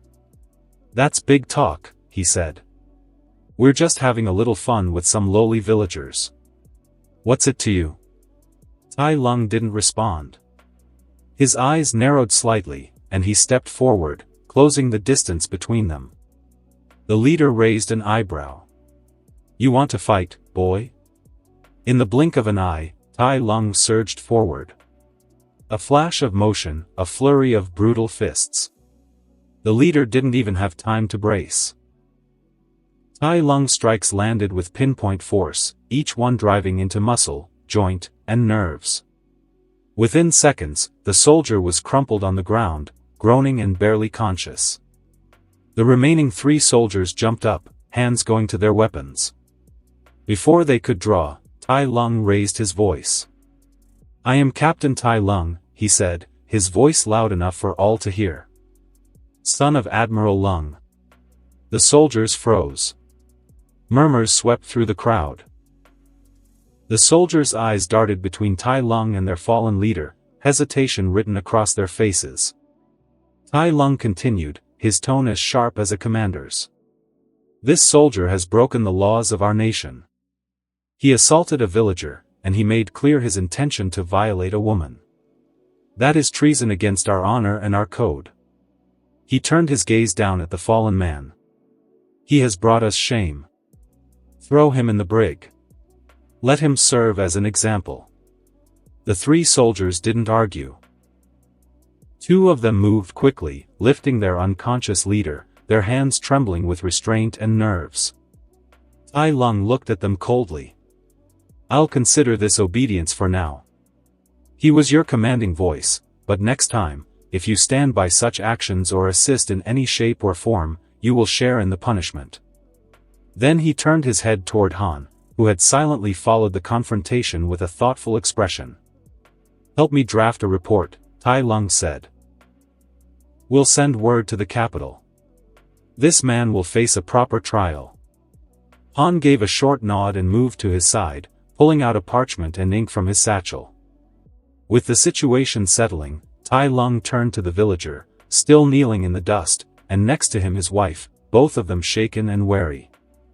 I apologize for what you had to go through, Tai Lung said gently. You might not believe my words, but we have laws. And we expect our soldiers to follow a code of honor. What you experienced was the behavior of bad men, bad apples. We do not condone it. The man looked up slowly, eyes wide, mouth slightly parted, eyes never leaving Tai Lung's face. In all his years, he had never heard a Fire Nation soldier, let alone a noble, apologize. Most of them were worse than the regular troops, drunk on their lineage and eager to play conqueror. Yet here stood a noble son, young, powerful, and apologizing. He didn't know what to say. Tai Lung gave him a small, respectful nod, then turned away. The sea stretched endlessly in every direction, the horizon shimmering under the sun as Tai Lung's ship cut through the waters of the southern sea. Their travel had become a rhythm of motion, sailing from one coastal point to another to restock supplies and allow Tai to explore the world beyond the Fire Nation. But the waters were not empty. Pirates and rogue Southern Water Tribe warriors prowled these seas, mistaking the Fire Nation vessel for easy prey. They attacked with confidence, their ships fast and their warriors fierce, at least until they came face to face with Tai Lung. The battles were short. Some attackers were injured. Others fell into the sea, their fate unknown. And a good number found themselves shackled in the brig below deck, their weapons confiscated and their pride broken. Whenever the ship made landfall, Tai Lung ensured the prisoners were handed over to Fire Nation garrisons for justice. On land, Tai Lung encountered earthbenders and so-called freedom fighters, scattered resistance remnants clinging to dreams of rebellion. But to Tai Lung, they were little more than children swinging sticks. Undisciplined. Sloppy. Lacking any real martial training or understanding of combat. He didn't waste more than a few moments with each skirmish. Their voyage eventually turned southeast, where warmer winds carried them toward a lonely island, its jagged cliffs cutting into the sky like teeth. As they approached, the waters grew darker and heavier. That's when the sea stirred. A deafening roar erupted from beneath the waves. The water split apart as a monstrous eel-like beast surged toward them, a leviathan of the deep. Its maw opened wide, its eyes glowing with fury as it lunged for the ship. The soldiers shouted, scrambling across the deck, but Tai Lung stepped forward. With one motion, he unleashed a brilliant torrent of blue flame, so hot and immense it lit up the sky like a second sun. The unagi reared back, its roar turning to a screech as the fire blazed past its face. It dove beneath the waves and vanished without a trace. The ship rocked gently in the monster's wake, and the stunned silence of the crew was quickly replaced by wild cheers. Long live the captain! They roared. Captain Tai Lung. They made landfall soon after, anchoring near a quiet cove. The island was lush, the trees thick and the air humid. A single dirt path led them toward a village nestled between the hills. But before they could reach it, they were intercepted. A dozen women in green with strange white makeup stood across the path, forming a line. They were dressed in light armor, wielding steel fans and round shields, their stances confident and measured. Tai Lung took a step forward, raising a hand in greeting. "I am," he began. But the women moved before he could finish. With sharp cries, they charged, fans slicing through the air, shields locking in formation. The soldiers behind Tai Lung took a stance preparing for combat, but Tai Lung held up a hand. "Stand down." Then he moved. The forest became a blur of motion as Tai Lung met the attackers head-on, fire bending forgotten. His fists moved with precision, his body fluid and unstoppable. He slipped between fans, deflected strikes with his forearms, and used his momentum to unbalance and disarm. One by one, the women fell, struck down with calculated force to their acupuncture, never more than necessary, but enough to strike the nerves and paralyze them. When the last one hit the ground, Tai Lung stood in the center of the clearing, untouched, surrounded by groaning bodies. "Restrain them," Tai Lung ordered coolly, not even breathing hard. His men moved in quickly, tying the women's wrists as Tai Lung looked toward the distant village, eyes narrowed. Tai Lung's eyes drifted back to the women now being tied up by his soldiers. The soft rustle of rope and armor filled the clearing as the last of the defeated were secured. He folded his arms, expression unreadable. "That was quite the greeting," he said dryly, his tone calm but edged with judgment. "You're not bad, but not good either. Still, I must admit, you surprised me." I thought the Earth Army didn't take women among them. One of the captured women, likely in her late 20s or early 30s, raised her head, her gaze sharp. This isn't Earth Kingdom land, and we're not part of their armies, she said. We are the Kyoshi warriors. Tai Lung didn't reply immediately. He turned instead to Han, who stood just behind him. Have you heard of them? Tai Lung asked. Han shrugged. First time. But I did hear of Kyoshi before.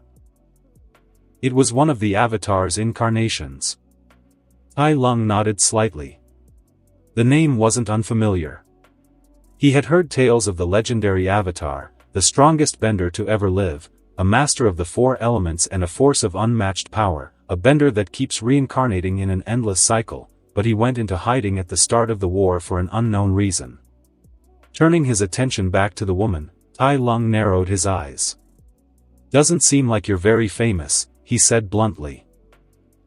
But if what you say is true, then where are the men? Why do I only see women here? The leader didn't falter. The Kyoshi warriors consist of women only. Tai Lung blinked, a frown tugging at his lips. Now that's stupid. Before the leader could reply, a younger girl, likely the youngest among them, snapped, "We don't need men to fight for us. We're as good as they are. Better even." Suki, don't speak, the leader said quickly, casting a firm look at the girl. Suki fell silent, but her eyes didn't. She glared at Tai Lung with unhidden defiance. Tai Lung noticed the change immediately. The venomous glares from all around him. A minute ago, they had been defiant but composed. Now, their anger had become personal. He blinked slowly, assessing them. These women have some serious issues, he muttered under his breath, then glanced to the side. Run. Li Lan. Take off your helmets. Two soldiers stepped forward and removed their helmets, revealing their faces. Both were women, calm, confident, and unbothered by the tension. Tai Lung pointed at them. We have both men and women in our army. The Water Tribe and Earth Kingdom? They don't allow women to fight. Which means a lot of talented benders get wasted. He turned his gaze back to the Kyoshi warriors. You on this island are just as stupid as those two nations. But instead of banning women, you ban men. So I stand by my words, you're stupid. He gestured dismissively at their outfits. And what is with the strange clothing? If you want to fight, at least wear something more comfortable. More practical. The Kyoshi warriors seethed. No one liked being called stupid. Their hateful stares bore into Tai Lung, yet some couldn't help but consider his words. He had defeated all of them alone. And his logic, no matter how blunt, had truth to it. Tai Lung turned again to Han. How come this island hasn't been conquered by now? Han shrugged. Most of our army is stationed on the mainland. No one bothers coming to a small island like this. Tai Lung nodded thoughtfully, then waved his hand. Drag them along. We're heading to the village. As his soldiers began pulling the bound warriors behind them, the leader raised her voice. You're not allowed to go there. You're not welcome. Tai Lung didn't even look back. Idiots, he muttered, walking toward the village without a second thought. Behind him, the Kyoshi warriors burned with fury. The arrogance of their enemy was unmatched, but so was the strength that backed it. As the Fire Nation soldiers marched into the village, a heavy silence blanketed the air. The villagers, catching sight of the red and black uniforms, immediately scattered. Doors slammed shut, shutters were drawn, and not a soul dared step into the streets. Only one man remained. A middle-aged man with graying hair and trembling hands slowly walked forward. His eyes were wide with fear, flicking between the firebenders and the bound Kyoshi warriors being dragged behind them. When he recognized the defeated warriors, he paled even further, dread washing over his features. Tai Lung stepped forward, his tone calm but cold. "Are you the leader of this village?" The man swallowed hard. "Aye. Yes. I am the chief," he stammered, then quickly added, "We are not part of the Earth Kingdom. We have stayed out of the war this whole time, and we don't want to start now." Tai Lung's eyes narrowed. "The moment you attacked us, you became part of it," he said flatly. "And frankly, no one would believe you when you say you're not part of the Earth Kingdom." He took a step closer. "So let's get straight to the point. I am Captain Tai Lung of the Fire Nation Navy. I offer you the choice to surrender unconditionally to us and become a vassal of the Fire Nation." The chief's face twisted in shock. Behind him, the Kyoshi warriors stirred, trying to resist despite their bindings. Several of them screamed, "Don't listen to them, Chief. We are the proud Kyoshi Island. Do not bow to them." The soldiers holding them gripped the ropes tighter, straining to keep the warriors restrained. Tai Lung punched toward the sky.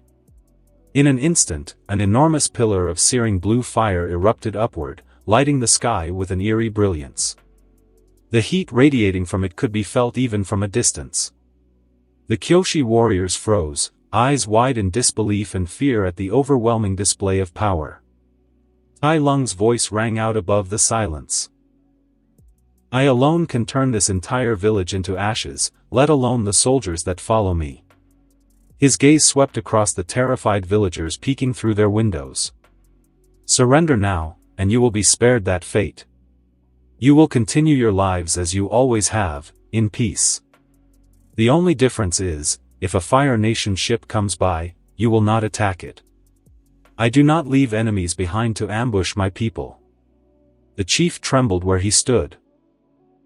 He looked at the villagers peering out of their homes, at the bound warriors still struggling, then back at Tai Lung, still radiating power like a living inferno. After a long, heavy pause, the chief slowly lowered his head. "Kyoshi warriors," he said softly, "please, stay down." Then, more firmly, "I, as the chief of the village, accept to become a vassal of the Fire Nation." The Kyoshi warriors stood silently, heads bowed in shame. Though they bore no wounds on their skin, their spirits carried the weight of failure and defeat. They had trained all their lives, sworn to defend their island with their lives, yet now, bound in defeat after facing their first real opponent, they watched helplessly as their chief submitted to a young man, some would even consider a boy, from the Fire Nation scum. Some among them, especially the younger ones, glared with unspoken fury, the fire of rebellion still flickering behind their eyes. But for now, they held their tongues. Without so much as a glance back, Tai Lung spoke, his voice calm and commanding. "Since they've surrendered, release them.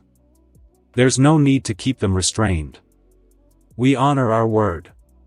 You will live as you always have. But make no mistake, if you choose to pick a fight again, we won't be merciful." The soldiers obeyed at once, loosening the ropes and stepping back. The girls didn't thank him. They simply stood, rubbing at their wrists, their pride as wounded as ever. The chief, standing awkwardly nearby, gave them a pleading look, silently urging them to comply for the good of the village. They all saw it. The unspoken desperation in his eyes made their fists clench tighter. Tai Lung took a few steps forward and added, "We came here to rest and resupply. Nothing more. We need food." The chief's face drained of color immediately. He raised his hands in a gesture of desperation. "Have mercy, please. We are just a small village." Tai Lung interrupted with a wave of his hand. "No need to be wary. We will pay you a fair price." Still, the chief hesitated, clearly distraught by these words. Before he could find a response, a sharp voice cut through the air. "I knew it," Suki said, stepping forward. "Your people are here to destroy our village." Tai Lung turned to her, genuinely confused. "Can't you understand human language? I said buy food. Buy. Not steal. Not burn." Suki's eyes burned with emotion. The village barely has food because of the famine, she snapped. And now you want to buy what little we have left? What is there to understand? Tai Lung went quiet. His golden eyes studied her for a moment, then shifted to the chief. Is this true? The chief gave a weak nod. We're barely able to feed the villagers as it is. Tai Lung let out a long breath and turned his back to them, then there's nothing more to say. Without another word, he walked away. Behind him, the Fire Nation soldiers followed, leaving behind a stunned group of villagers and warriors who had expected fire and fury for the request denial, yet witnessed restraint and a clear code of honor. At the edge of the village, Han looked at Tai Lung with a frown. You do realize we still need to resupply, right? We're nearly out of food on the ship. Tai Lung nodded. We'll fish from the sea. Han raised an eyebrow. You mean the same sea that welcomed us with an oversized fish? You want to hunt that? Not necessarily, Tai Lung replied with a faint smirk. Anything will do. We just need enough to last until the next port. Han gave a thoughtful nod. It's your call, Captain. But, usually we just take what we need from villages, if we have to. Tai Lung didn't slow down. It's dishonorable to steal. Let alone terrorize and steal from helpless villagers. You know, your flames and words terrorize them the most, Han said with a smile. If they knew we can end them anytime but chose peace without abusing them, I believe they wouldn't have stupid ideas or cause us trouble, Tai Lung replied, and then the group fell silent. When they reached the coast, where waves lapped lazily at the shore, Tai Lung began removing his armor, piece by piece, until he stood in simple cloth wraps beneath the sun. His hair rippled in the sea breeze, his back to his men. I'll dive and see what I can find, he said, his tone final. You take the ship and prepare to pick up whatever I bring in. Han turned to the crew. You heard the captain. Let's move. As the soldiers scrambled to follow orders, Tai Lung stood at the edge of the water. With a deep breath, he dove into the sea. From afar, the villagers and Kyoshi warriors watched Tai Lung and his crew move. They weren't entirely sure what kind of Fire Nation soldiers this crew was. Their behavior didn't match the stories at all. Hours passed after Tai Lung's departure into the sea. Just before sunset, a commotion stirred near the edge of Kyoshi village. Han and a few Fire Nation soldiers returned, dragging behind them 3 makeshift carts, each loaded with a massive, glistening elephant koi. The bright orange scales shone in the dying sunlight, drawing gasps from the villagers and Kyoshi warriors alike. The soldiers stopped in the center of the square, drawing confused and wary stares from the people around. Han spoke plainly, Captain Lung hunted these himself. We had more than enough for our crew, so he sent the extra to you. Without waiting for thanks or a reply, Han and the others turned around and began walking back toward the coast. As they moved out of the village's boundaries, one of the younger soldiers scoffed quietly. This village doesn't deserve the captain's kindness. Han just shrugged, his expression relaxed. Our captain follows the teachings of his academy more than most. He reminds me of his father. Admiral Lung is also a man of honor and fairness. Back in the village square, the mood shifted. For the first time in days, smiles returned to weary faces. Children peeked from behind their mother's legs, wide-eyed at the enormous fish. Adults, once stoic and guarded, showed tentative joy. I can't believe this is happening, the village chief muttered in disbelief. The Fire Nation is helping us? One of the younger Kyoshi warriors voiced the thoughts on many minds. I thought they were evil conquerors, that all they knew was terrorizing and killing. The Kyoshi leader crossed her arms and frowned. I fear they are plotting something. Another warrior scoffed. Plotting what? That young leader of theirs took all of us down, and without even bending.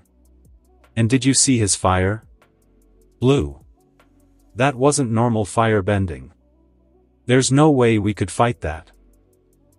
Her comment was met with silent, solemn agreement. The captain of the Fire Nation soldiers wasn't just a soldier in their eyes, he was a monster.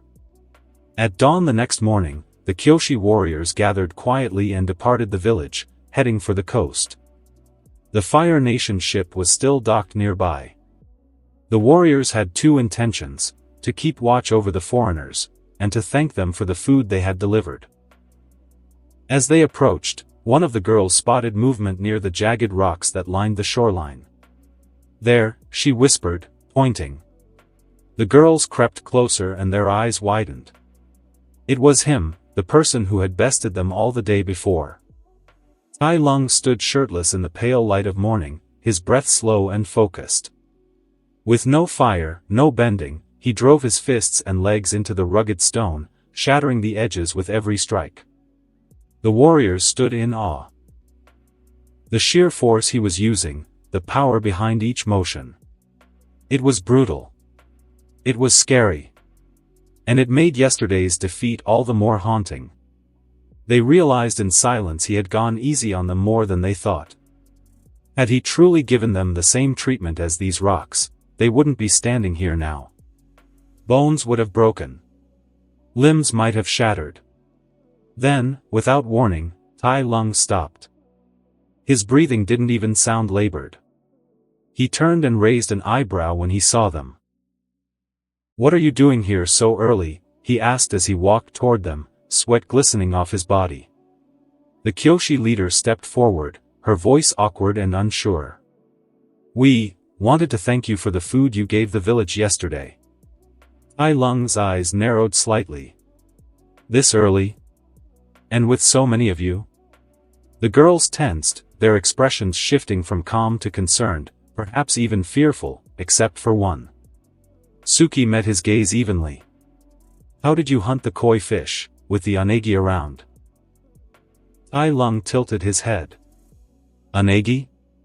Is it the oversized eel?" Suki nodded.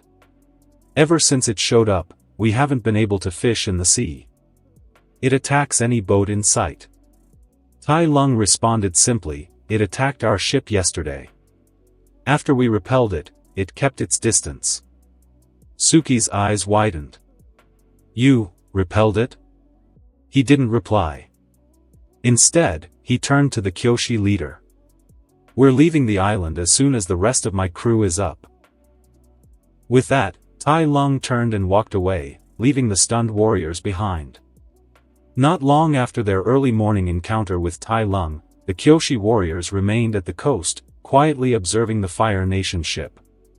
There was sudden movement, soldiers running about in swift, coordinated lines, preparing the vessel for departure.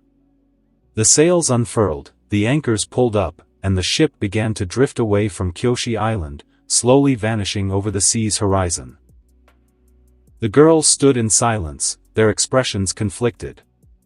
They had grown up on stories, tales etched into their minds, stories of Fire Nation brutality, of villages razed to ash, of children taken from their homes, of entire bloodlines wiped out in the name of conquest. The Fire Nation were monsters, every soldier a soulless killer draped in red and black. But those men, the ones on that ship, they were nothing like the stories. The girls exchanged glances. They attacked them first, unprovoked, and yet none of them were hurt. No burns. No lives lost. Instead of retaliation, they had shown restraint. Instead of demanding supplies, they had offered to buy them. And when the village couldn't provide, they simply walked away. And then, they brought back food. Suki thought to herself, they gave us food for nothing in return. She wasn't alone in her conflicted thoughts. The girls watched as the ship grew smaller in the distance. Just as it reached the edge of the bay, the water beneath it rippled violently. The surface of the ocean surged and with a thunderous roar, the onagi emerged, towering above the waves, its serpentine body coiling with fury. It roared at the Fire Nation vessel, ready to strike. The Kyoshi warriors' eyes widened in collective horror. The sea monster had returned. They tensed instinctively but then remembered Tai Lung's words. We repelled it. Now they would witness how. In the next breath, a streak of blue lightning tore through the air, lancing from the ship with unnatural might. It struck the Unagi mid-roar. There was a split second of silence before the beast howled in pain, its body convulsing as arcs of energy danced across its wet flesh. Then, with a final cry, the creature collapsed back into the sea, lifeless. The water calmed, the terror that had plagued their shores for months, gone. Just like that. A shiver ran down the girls' spines. No words were spoken, the power they had just witnessed shocked them. The Fire Nation killed the sea monster effortlessly. Suki swallowed hard. They all knew who had done it. The young captain. They had attacked him without reason. Had he been like the fire soldiers in stories, if even a fragment of those tales had been true, their entire village would be ash. The province of Tu Zen lay like a quiet patchwork of green on the maps of the Earth Kingdom. A medium-sized province, southeast of Omashu, sharing a border south of Siwang State. It was a place noted for its forests and broad agricultural plains that fed thousands. To those who prized drama and war, Tu Zen might have seemed almost insultingly ordinary. To those who loved soil and seed, it was everything. Tai Lung and his crew arrived by a narrow river that curled east of Kyoshi Island in the south, a waterway that ran its slow course between Gaoling and Zhou. Their ship slid into the province like a careful animal into a clearing, and when it docked, Tai Lung stepped ashore at the head of his small party with Vice Captain Han at his shoulder. The city of Tu Zen was a relatively small Earth Kingdom city. Since it was conquered 90 years ago, Han said as they walked, there has been no real rebellion, no attempt to resist the Fire Nation. The people here are farmers. Many have never raised a weapon in their lives. And that was long before the war had started 100 years ago. Tai Lung listened patiently, then asked, "Is anything special about this city?" Han's mouth tilted. "None. It's one of the most boring places to be in. But it is not the same story for the nearby forest. It has always been known as a forest of spirits. People around here don't dare approach it, they fear angering the spirits dwelling among the trees." Tai Lung's gaze sharpened with something like interest. "So there are spirits in the forest we can meet?" Han hesitated. "I am not sure. As far as I am aware, our army marched through the forest decades ago and we encountered no wrath or spirits." He paused, then added in a lower tone, half admonition, half jest, "But not long ago we heard news that some of our soldiers were attacked by spirits and stripped of everything except their underwear. Do you think it is the work of spirits or bandits?" Tai Lung asked. Han gave an approving smile. "Bandits. I do believe spirits could get angry and vengeful, but the state of our soldiers matched the work of bandits more." Their conversation was cut short with a sound that could have been the wail of some small, affronted beast, a man's voice shrieking, "My cabbages." Both Tai Lung and Han stared toward the commotion.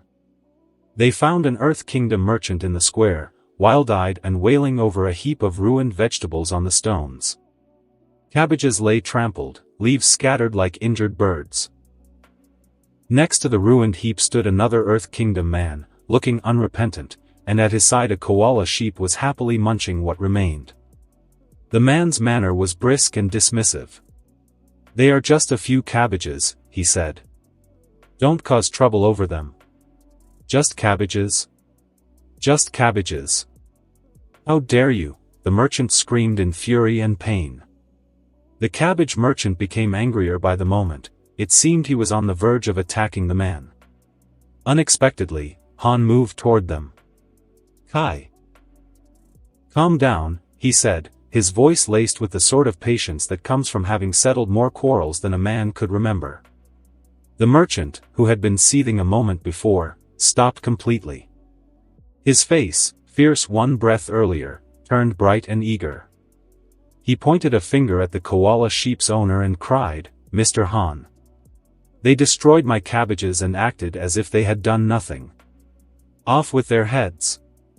They must be punished.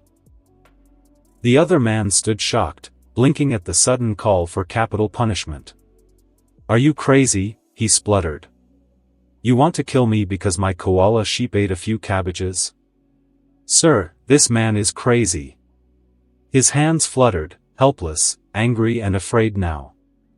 Tai Lung had moved closer by then, watching with an amused, quiet interest. He saw the merchant's face and saw the ridiculous inflamed grievance that had turned a man into a small volcano. That's an excessive punishment, he observed, but it is fair to be paid for the price of your ruined cabbages. Tai Lung's eyes focused on the man with the koala sheep. Pay the merchant for the loss you caused him, Tai Lung continued. The man retorted, pay him? They are rotten cabbages. It doesn't matter, Tai Lung said. He owns them and had a price for them. You destroyed them and you have to pay. If you don't, we can consider other physical punishments. Color drained from the man's face. He reached into his purse, paid the merchant grudgingly, and left with his head bowed. Yet the merchant's glare did not soften. Even after receiving his coin, he continued to scowl hatefully at the man who had fed his sheep. Han shook his head with weary amusement. Kai, you are getting more ridiculous by the day. Now you are asking to kill for cabbages. What next? 1 life per cabbage. Kai replied, for the likes of him, 1 cabbage is worth more than his entire life. The merchant snapped back, and for a moment it looked like these words were coming from convention instead of anger. Han sighed. Tai Lung, intrigued, asked, a friend of yours? Han's answer was careful. I wouldn't say we are friends, but you could call him a friend of your father. Tai Lung had not expected his father to be drawn here in some random local tangle. The merchant, hearing Han's words, focused on Tai Lung, and then, as if struck by lightning, his face brightened. You must be Admiral Lung's son. How is your father? Is he around? I have information for him. No, father is not here, Tai Lung answered. What news do you have? We can deliver it back. Kai's eyes darted about the square. He lowered his voice until it was almost a hiss. Let's talk elsewhere, there are too many eyes and ears here.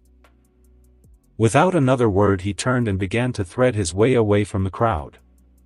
Tai Lung glanced at Han. The man's expression had gone suddenly serious. A motion of the head was all the invitation Tai Lung needed. Together they followed the merchant to a tucked-away corner. Kai looked around again, lips drawn tight, as if ensuring that no one was listening, then leaned in. I have important information, he said. The forest nearby is full of Fire Nation deserters and traitors. Tai Lung's brow creased. How do you know that? He asked. Kai's mouth hardened. I have my own resources. But the information is absolutely true. Recently your soldiers were attacked and stripped by them. He glanced toward Han as if to make certain the words landed. Do you know how many we are talking about? Han inquired. A little over 20, Kai replied. Tai Lung considered it for a heartbeat, then said, simply, we can check it while we are here. I wanted to go into the forest anyway. Then he shifted the conversation. So, that's how you know my father. You are a spy for our nation? Kai's face reddened at the suggestion. Of course not. I am an Earth Kingdom citizen. He spoke the words confidently, pridefully even. Tai Lung paused at that, then inclined his head. I see. Kai's fingers curled, a twitch of indignation rising. You. I am not a traitor. I will not accept such an accusation.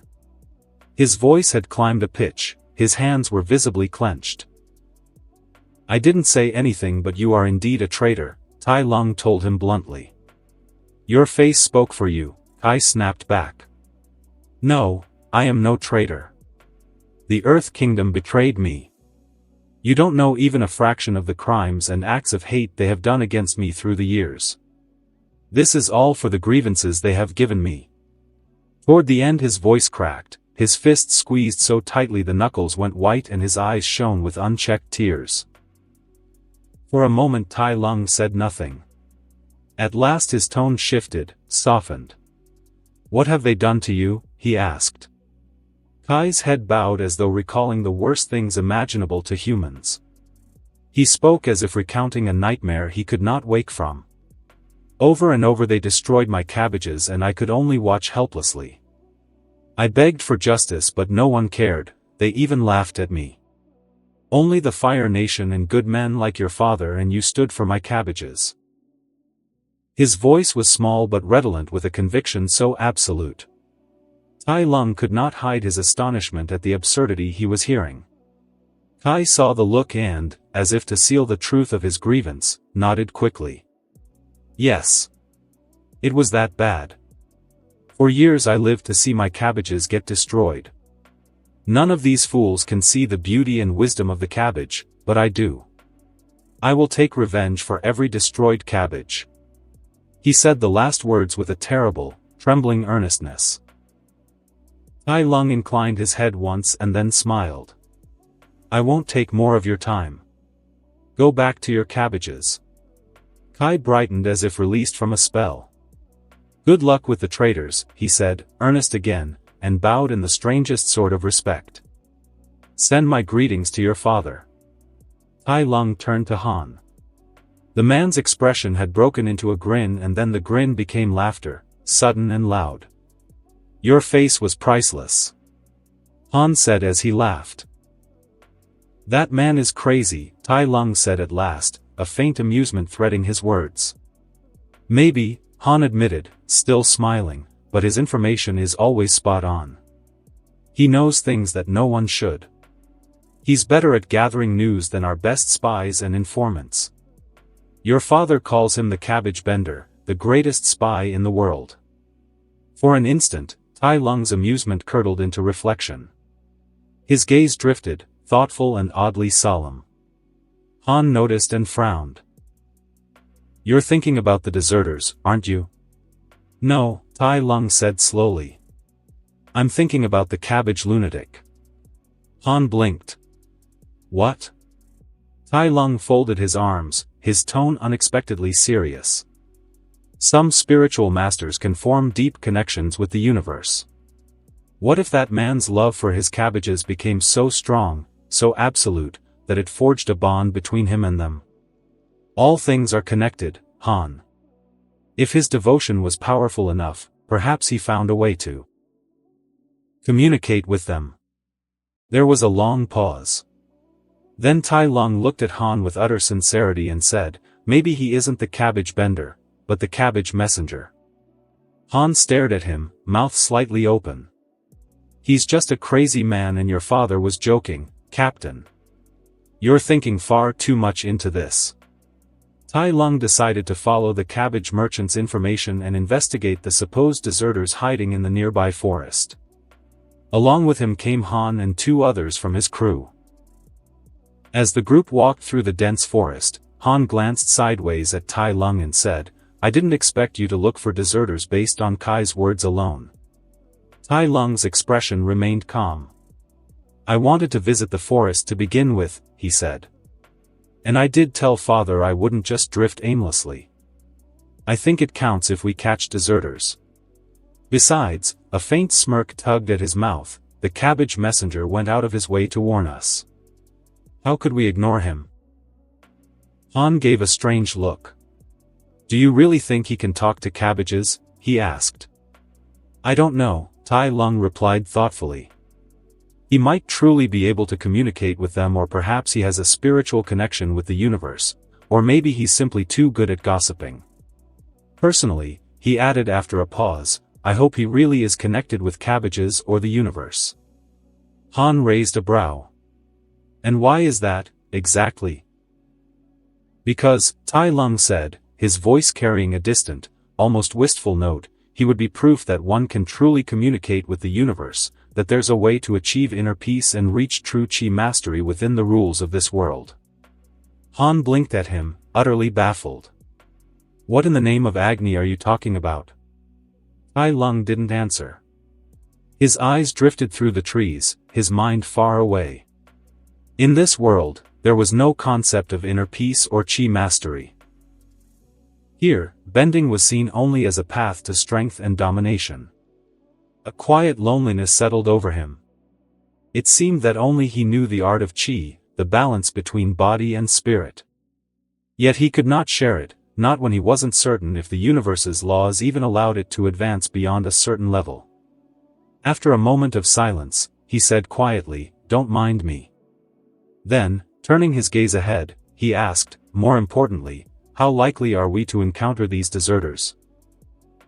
Han shook his head. "Hard to say. The forest is too large, and searching every corner will take us days, if not weeks. Personally, I think it is not worth searching the forest blindly based on Kai's words alone." "Is it now? You said his information is always accurate, why the change now?" Tai Lung asked. Han replied, "I just don't like the idea of searching the forest for deserters. If you want to follow the Admiral's words, then fighting in some local skirmish or catching bandits is better and simpler than this wild hunt." "I see. Well, we are already here, let's search for a day or two. If we found them, that's great, if not, we leave," Tai Lung replied nonchalantly. Han didn't say anything else. The group continued their march in relative silence. Hours passed until, after nearly 3 hours, Tai Lung suddenly raised his hand. "Stop," he ordered. The group froze instantly. Han looked around, puzzled. "What is it?" Tai Lung's eyes narrowed, scanning the ground ahead. "There are traps hidden in front of us," he said quietly. "And judging by their size, they're not meant for small animals. If there are traps here, and they belong to the deserters," Han murmured, "then we might be approaching their camp or they're nearby, waiting for some victim to step into one." Tai Lung nodded. His golden eyes gleamed and narrowed slightly as he said, "Follow my lead. We'll move slowly and disable the traps as we go." And so they advanced through the forest carefully, step by step. The soldiers moved silently, their boots barely making any noise. Tai Lung crouched every few paces, deftly disarming snares and tripwires. Eventually, they reached a small river winding through the trees. Near its bank stood several crude huts made of sticks and bark, smoke rising weakly from dying fires. A handful of figures lingered near the water fishing. Tai Lung straightened, his eyes narrowing. "We found our targets faster than expected," he said, his voice low and calm. Then, without hesitation, he strode forward. The soldiers followed, weapons drawn, their gazes alert. The figures by the river noticed them almost instantly. Shouts rang out as the ragged people scrambled to raise their spears, forming a defensive line. Tai Lung studied them calmly. They were dressed in rags and leaves, their skin darkened and rough, their faces bearing Fire Nation features, yet something about them didn't quite match. There was a touch of the Earth Kingdom in their bearing, the rough life among the trees left its mark on them. "Put your weapons down and surrender," Tai Lung said, his tone even but commanding. "No need to make this hard for yourselves." A silence followed before an old man emerged from one of the huts. His gait was slow but steady, his face marked by 2 deep parallel scars along his eyes and face. His eyes, sharp and wary, fixed on Tai Lung. "You're too young to be a soldier," the man said gravely. "Has the madness reached the point where children now join the war?" Tai Lung's gaze didn't change. "No," he replied simply. "I am a special case. I'll repeat. Surrender. You're outmatched." A bitter smile crossed the old man's face. "Another child who hasn't learned discipline," he said. "It pains me to see arrogance so young. You have much to learn before calling yourself special." For a heartbeat, Tai Lung said nothing. The word struck deeper than the man could have known.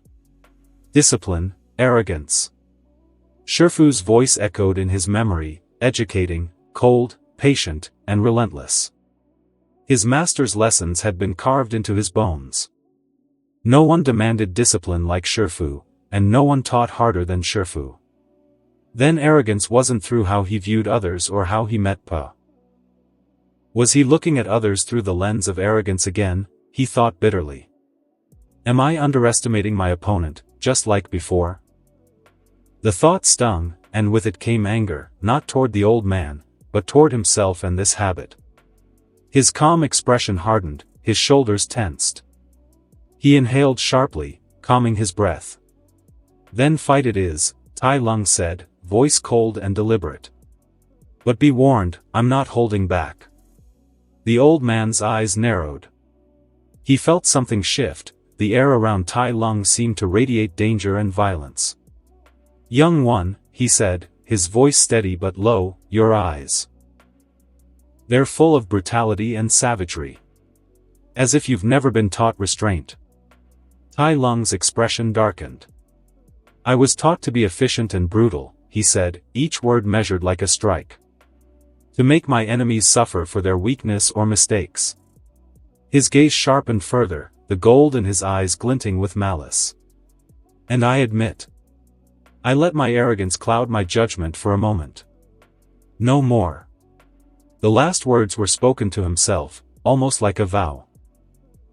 Then, without warning, Tai Lung moved. The air cracked with speed as he shot forward, faster than anyone could. The old man barely had time to react before Tai Lung was upon his men. The deserters rushed to meet him, shouting battle cries, but their cries turned to groans in mere seconds. Tai Lung's movements were a blur, brutal and merciless. A sweep of his leg sent one man flying, a twist of his wrist shattered another spear, a single strike left two men crumpled in the dirt. By the time the old man registered what was going on, it was over. The men lay sprawled on the ground, their weapons broken, their bodies writhing in pain. The only sound was the crackle of the river and the faint moans of defeat. The old man stood frozen, his eyes wide in disbelief. Never, never, had he seen someone fight like that. It wasn't human, nor the refined technique of a bender. It was something else entirely, efficient, cold, and predatory like a beast. He began to wonder if this young man before him was even a bender. When Tai Lung's eyes turned toward him, the old man felt a chill crawl down his spine. For the first time in many years, he realized he could not afford to hold back. The old man took his stance, preparing to face Tai Lung, but as he observed him more carefully, he asked, "Young man, what is your name?" "I am Tai Lung," Tai Lung replied. "Are you Shulian Lung's son?" the old man asked. Tai Lung raised an eyebrow. "You know my father?" The old man nodded. "He was a captain under my command back in the day. I was also his master, I taught him firebending." Tai Lung was taken aback. "My father never told me about you or that he had a master." The old man sighed.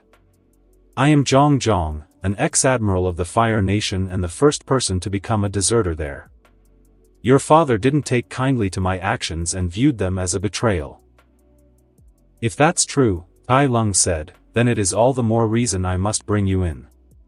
Zhong Zhong stood firm as he said, "Why have you become so hostile, young one?" Tai Lung's expression hardened, his voice cold. "It is devastating to see the master you trusted so much turn his back on you and betray you. I'm sure father will be pleased to hear the news of your fall." Zhong Zhong's brows furrowed, though his voice remained calm. "I did not betray your father. I abandoned the Fire Nation and their mad war. I could not, in good conscience, watch so much destruction and death unfold." "You could have retired," Tai Lung said flatly. Zhong Zhong shook his head. "It is not enough. Retirement won't absolve me of the mistakes I made." "Then you should be prepared to face the consequences of your choices," Tai Lung said, his tone colder still. He knew too well the sting of betrayal, the sight of a trusted master turning away. The reason behind it didn't matter to him, the wound was the same. The thought of it, that his own father had suffered similar betrayal, lit a quiet fury within him. His decision was already made. Tai Lung lunged forward, but Zhang Zhang's arms rose in a swift motion.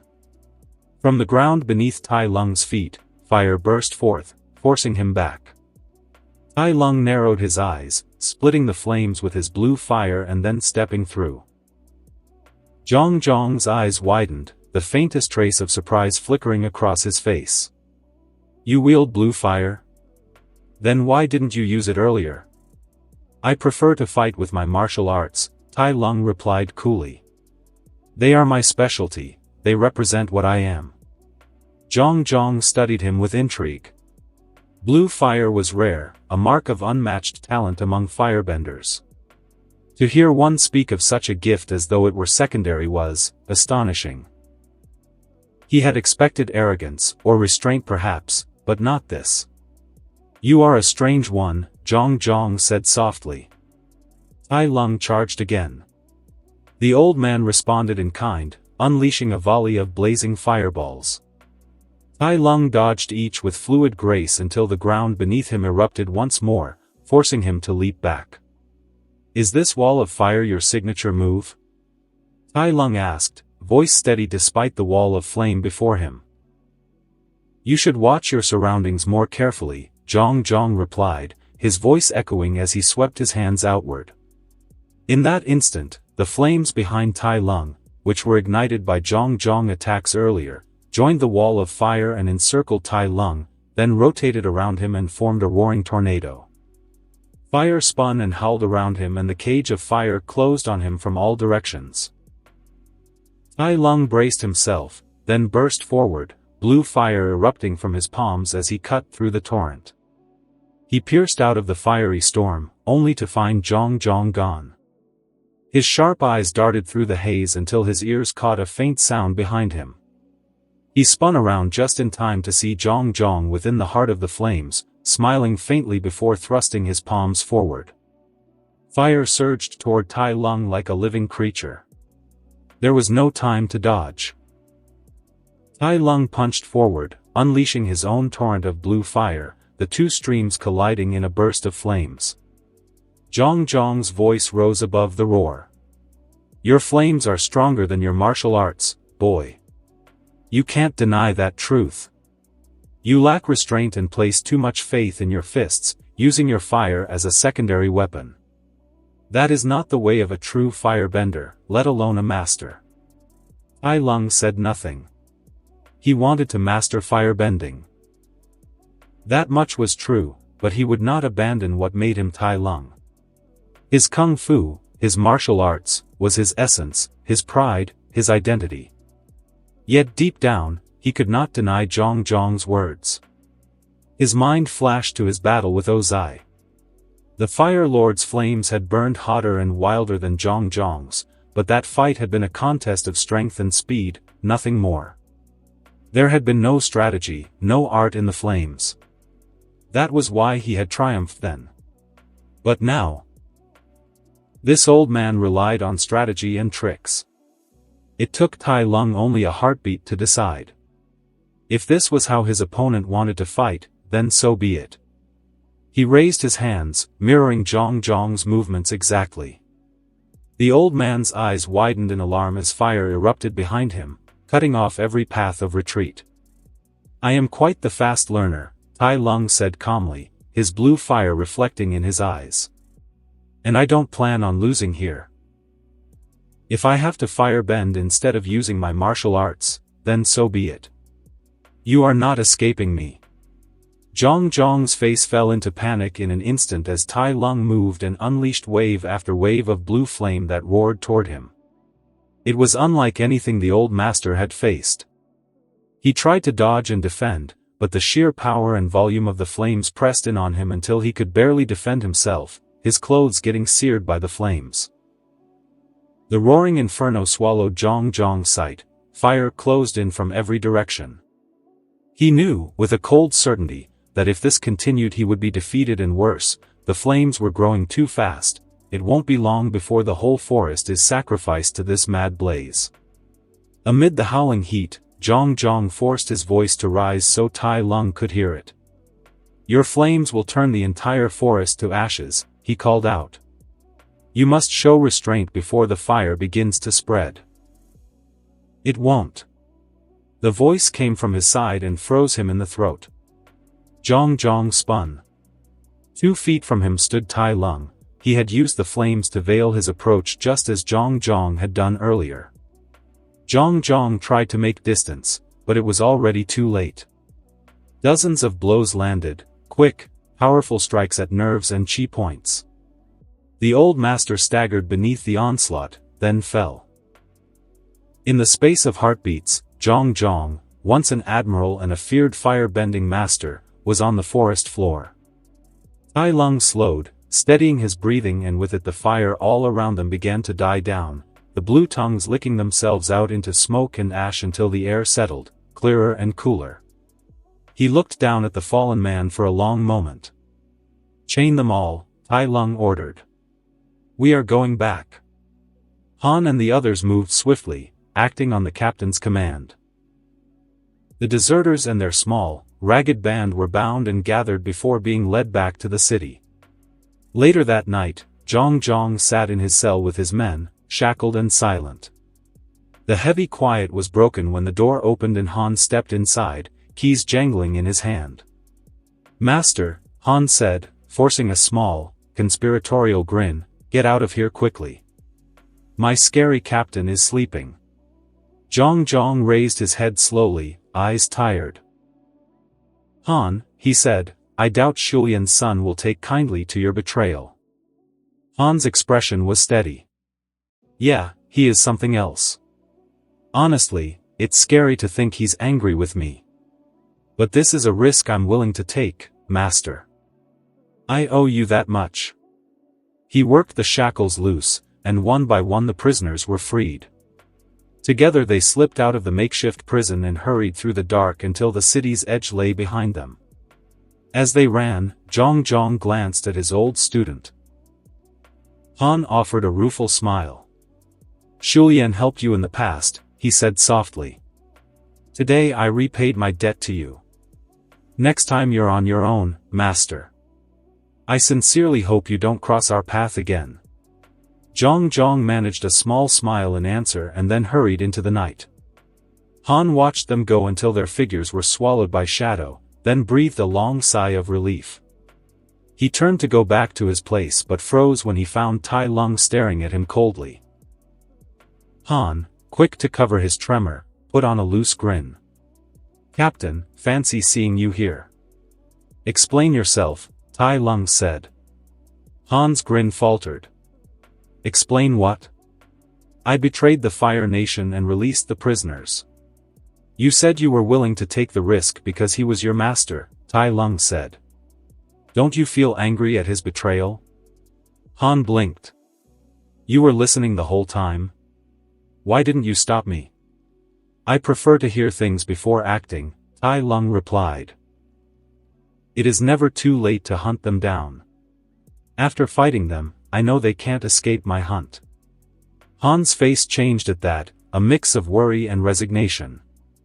He exhaled and replied. When Master was an admiral, he took many soldiers under his wing. Just like your father, I was among these students. He trained us for years. I had to help him. Didn't you feel betrayed by his actions? Tai Lung asked. Han's voice was steady, threaded with memory rather than wrath. I was angry when I learned he deserted. But he taught us well, guided us up through the ranks, and helped us survive the war. One act does not erase years of favor. Tai Lung absorbed the words, then said, My father did the same years ago. Not exactly, Han answered. He had a chance to capture Master, but he chose to turn a blind eye. Tai Lung closed his eyes. Shifu, the teacher who had been a father to him, had done so much for him over the years. But that single act of betrayal was enough for Tai Lung to forget everything and act on his anger. At that moment, Tai Lung felt too small. Beside his father and Han, he was nothing but scum and a vile animal. Without another word, Tai Lung turned and walked away. "Captain?" Han called, taken aback. Tai Lung did not look back as he said. "The deserter and his people escaped in the middle of the night and no one noticed. Their escape was due to the carelessness of you, Vice Captain Han. You deserve a punishment. Starting tomorrow, you will be responsible for overseeing the resupply process." Han blinked, then a slow smile spread across his face. Tai Lung's ship cut through the ocean waves, heading straight toward the mainland, where it reached a large military fortress situated along the coast. The harbor bustled with activity as Fire Nation banners waved proudly over the walls. This fortress was no ordinary outpost, it was relatively large, housing nearly 1,000 soldiers. It operated under the authority of General Shifu, a pragmatic and seasoned leader of the Fire Nation army. To Tai Lung's surprise, upon docking, both he and Han were immediately summoned to attend a war council. Curious about the sudden invite, the two men made their way through the fortifications and into the war chamber. Upon entering, Tai Lung took in the sight. A dozen high-ranking officers were gathered around a massive table, a detailed war map spread before them. At the head of the table stood a man with graying hair and a sharp gaze, General Shifu. Tai Lung needed only a glance to recognize the man's authority, but he also immediately noticed the cold, hostile stare directed at him. General Shifu didn't waste time. "I've heard of you, Tai Lung," he said with measured disdain. "Your infamy reached us all the way from the homeland." He paused, then added with a mocking tone, "Let's hope you're as good at fighting the enemy as you are at challenging your superiors and drifting aimlessly around." Tai Lung's eyes narrowed. "What is this about?" Shifu pointed at the map. A battalion of 10,000 soldiers was ambushed at the Zaofu mountain range. The one responsible is King Bumi of Omashu. That name caught Tai Lung's attention. He knew of Omashu, but Bumi. Shifu continued, "Over half of our battalion was lost in the battle. The rest are trapped in the mountain range." Earth soldiers had surrounded them, one officer added grimly, "The army of Omashu, led by the legendary Mad King himself. They are using the location to their advantage, preventing the soldiers from escaping, and they are planning on killing them off slowly. We must prepare to defend this fortress. Omashu soldiers will march here eventually." General Shifu stated, his voice firm. Tai Lung looked around at the room, then asked, "How many enemies are we talking about?" 3,000, Shifu replied. Tai Lung frowned. 3,000 killed 5,000 and trapped 5 more? It didn't make sense. Shifu rolled his eyes in annoyance seeing the frown on Tai Lung's face. "Someone explain it to the boy." One of the officers spoke up. "King Bumi is the oldest living king in the Earth Kingdom. He's said to be 110 years old and widely regarded as the strongest earthbender alive. Some say he is the strongest living bender across all nations. His army is composed of elite earthbenders and highly trained soldiers. He's also extremely intelligent. He set up the ambush at Zaofu, forcing our soldiers into a deadly trap while suffering little to no casualties himself. Many of the survivors are wounded and exhausted. They sent us a hawk messenger requesting us to send help." Tai Lung's brow furrowed. "Then why not go assist the trapped forces? Leaving them on their own waiting for death?" General Shifu's reply was cold and calculated. "Because they can buy us time. If we ride out now, we risk joining them in a losing battle. It's better to hold the fortress and wait for reinforcements." Tai Lung frowned at that. "So you would rather hold on to a fortress than save our people? If we move now, we can reduce the losses." General Shifu scoffed. "We might be losing more if we go to help, not to mention the possibility of losing the fortress." His words echoed in the room, callous, perhaps, but strategic. Tai Lung was silent, but his glare lingered on the general, silently burning with disagreement. Tai Lung's gaze swept across the room, his eyes locking with those of the officers seated around the table. "What about the rest of you?" he asked, his voice calm but cutting. "Any thoughts on what can be done besides holding up here? Or are we all just here to nod along and betray thousands just like that?" Some of the officers met his stare with cold, unreadable expressions. Others glanced nervously at General Shinu, hesitation clear in their eyes. A few even looked down, avoiding his gaze altogether, fearful, uncertain, and unwilling to speak. General Shinu's voice rang with a mix of authority and anger. "Captain Lung," he growled, narrowing his eyes, "my decision is final. I won't tolerate you sowing seeds of doubt among my men. You are to follow orders, or you will be considered a traitor." Tai Lung frowned, locking eyes with the general. "Did you bring everyone here to share your decision," he asked sharply, "or to think of a solution to help the trapped soldiers?" The general scoffed, straightening his back with a puffed chest. "I am the general in command," he said arrogantly. "You are only supposed to follow orders, not question them. I'll let it slide this time, since you're young and this is your first war meeting. But don't think I won't throw you in a cell. You do well to watch yourself if you don't want to dishonor yourself and your father." Something snapped inside Tai Lung. His eyes narrowed into slits, fury beginning to stir in his chest. He was already getting pissed by the thought of betraying the trust of thousands and leaving them to their death. And now the general spoke to him like that. Who was this man to speak like that? Did this man truly believe he would lower his head in submission? Just like the Fire Lord had done nearly 2 years ago? Tai Lung began walking slowly around the war table, each step measured and deliberate. He stood right before the general, then spoke with a voice cold and disdainful. "I really want to know. What gave you the guts to speak to me like that?" Shinu's face twisted with fury. "This is a disgrace. Disrespecting your superior? I'll make sure you rot in a prison cell." Tai Lung didn't speak another word. He moved like lightning, blindingly fast, and delivered a series of rapid, brutal strikes. The general was caught completely off guard, and before anyone could react, he was sent crashing into the metal wall behind him, collapsing unconscious. Gasps filled the chamber. The remaining officers stared in shock, in disbelief of the mutiny they had just witnessed. Tai Lung turned back to face them, his voice level and commanding. "Now that fool is out of the way, let's get to work. Do we know what is going on there exactly? How are the enemies trying to kill our people?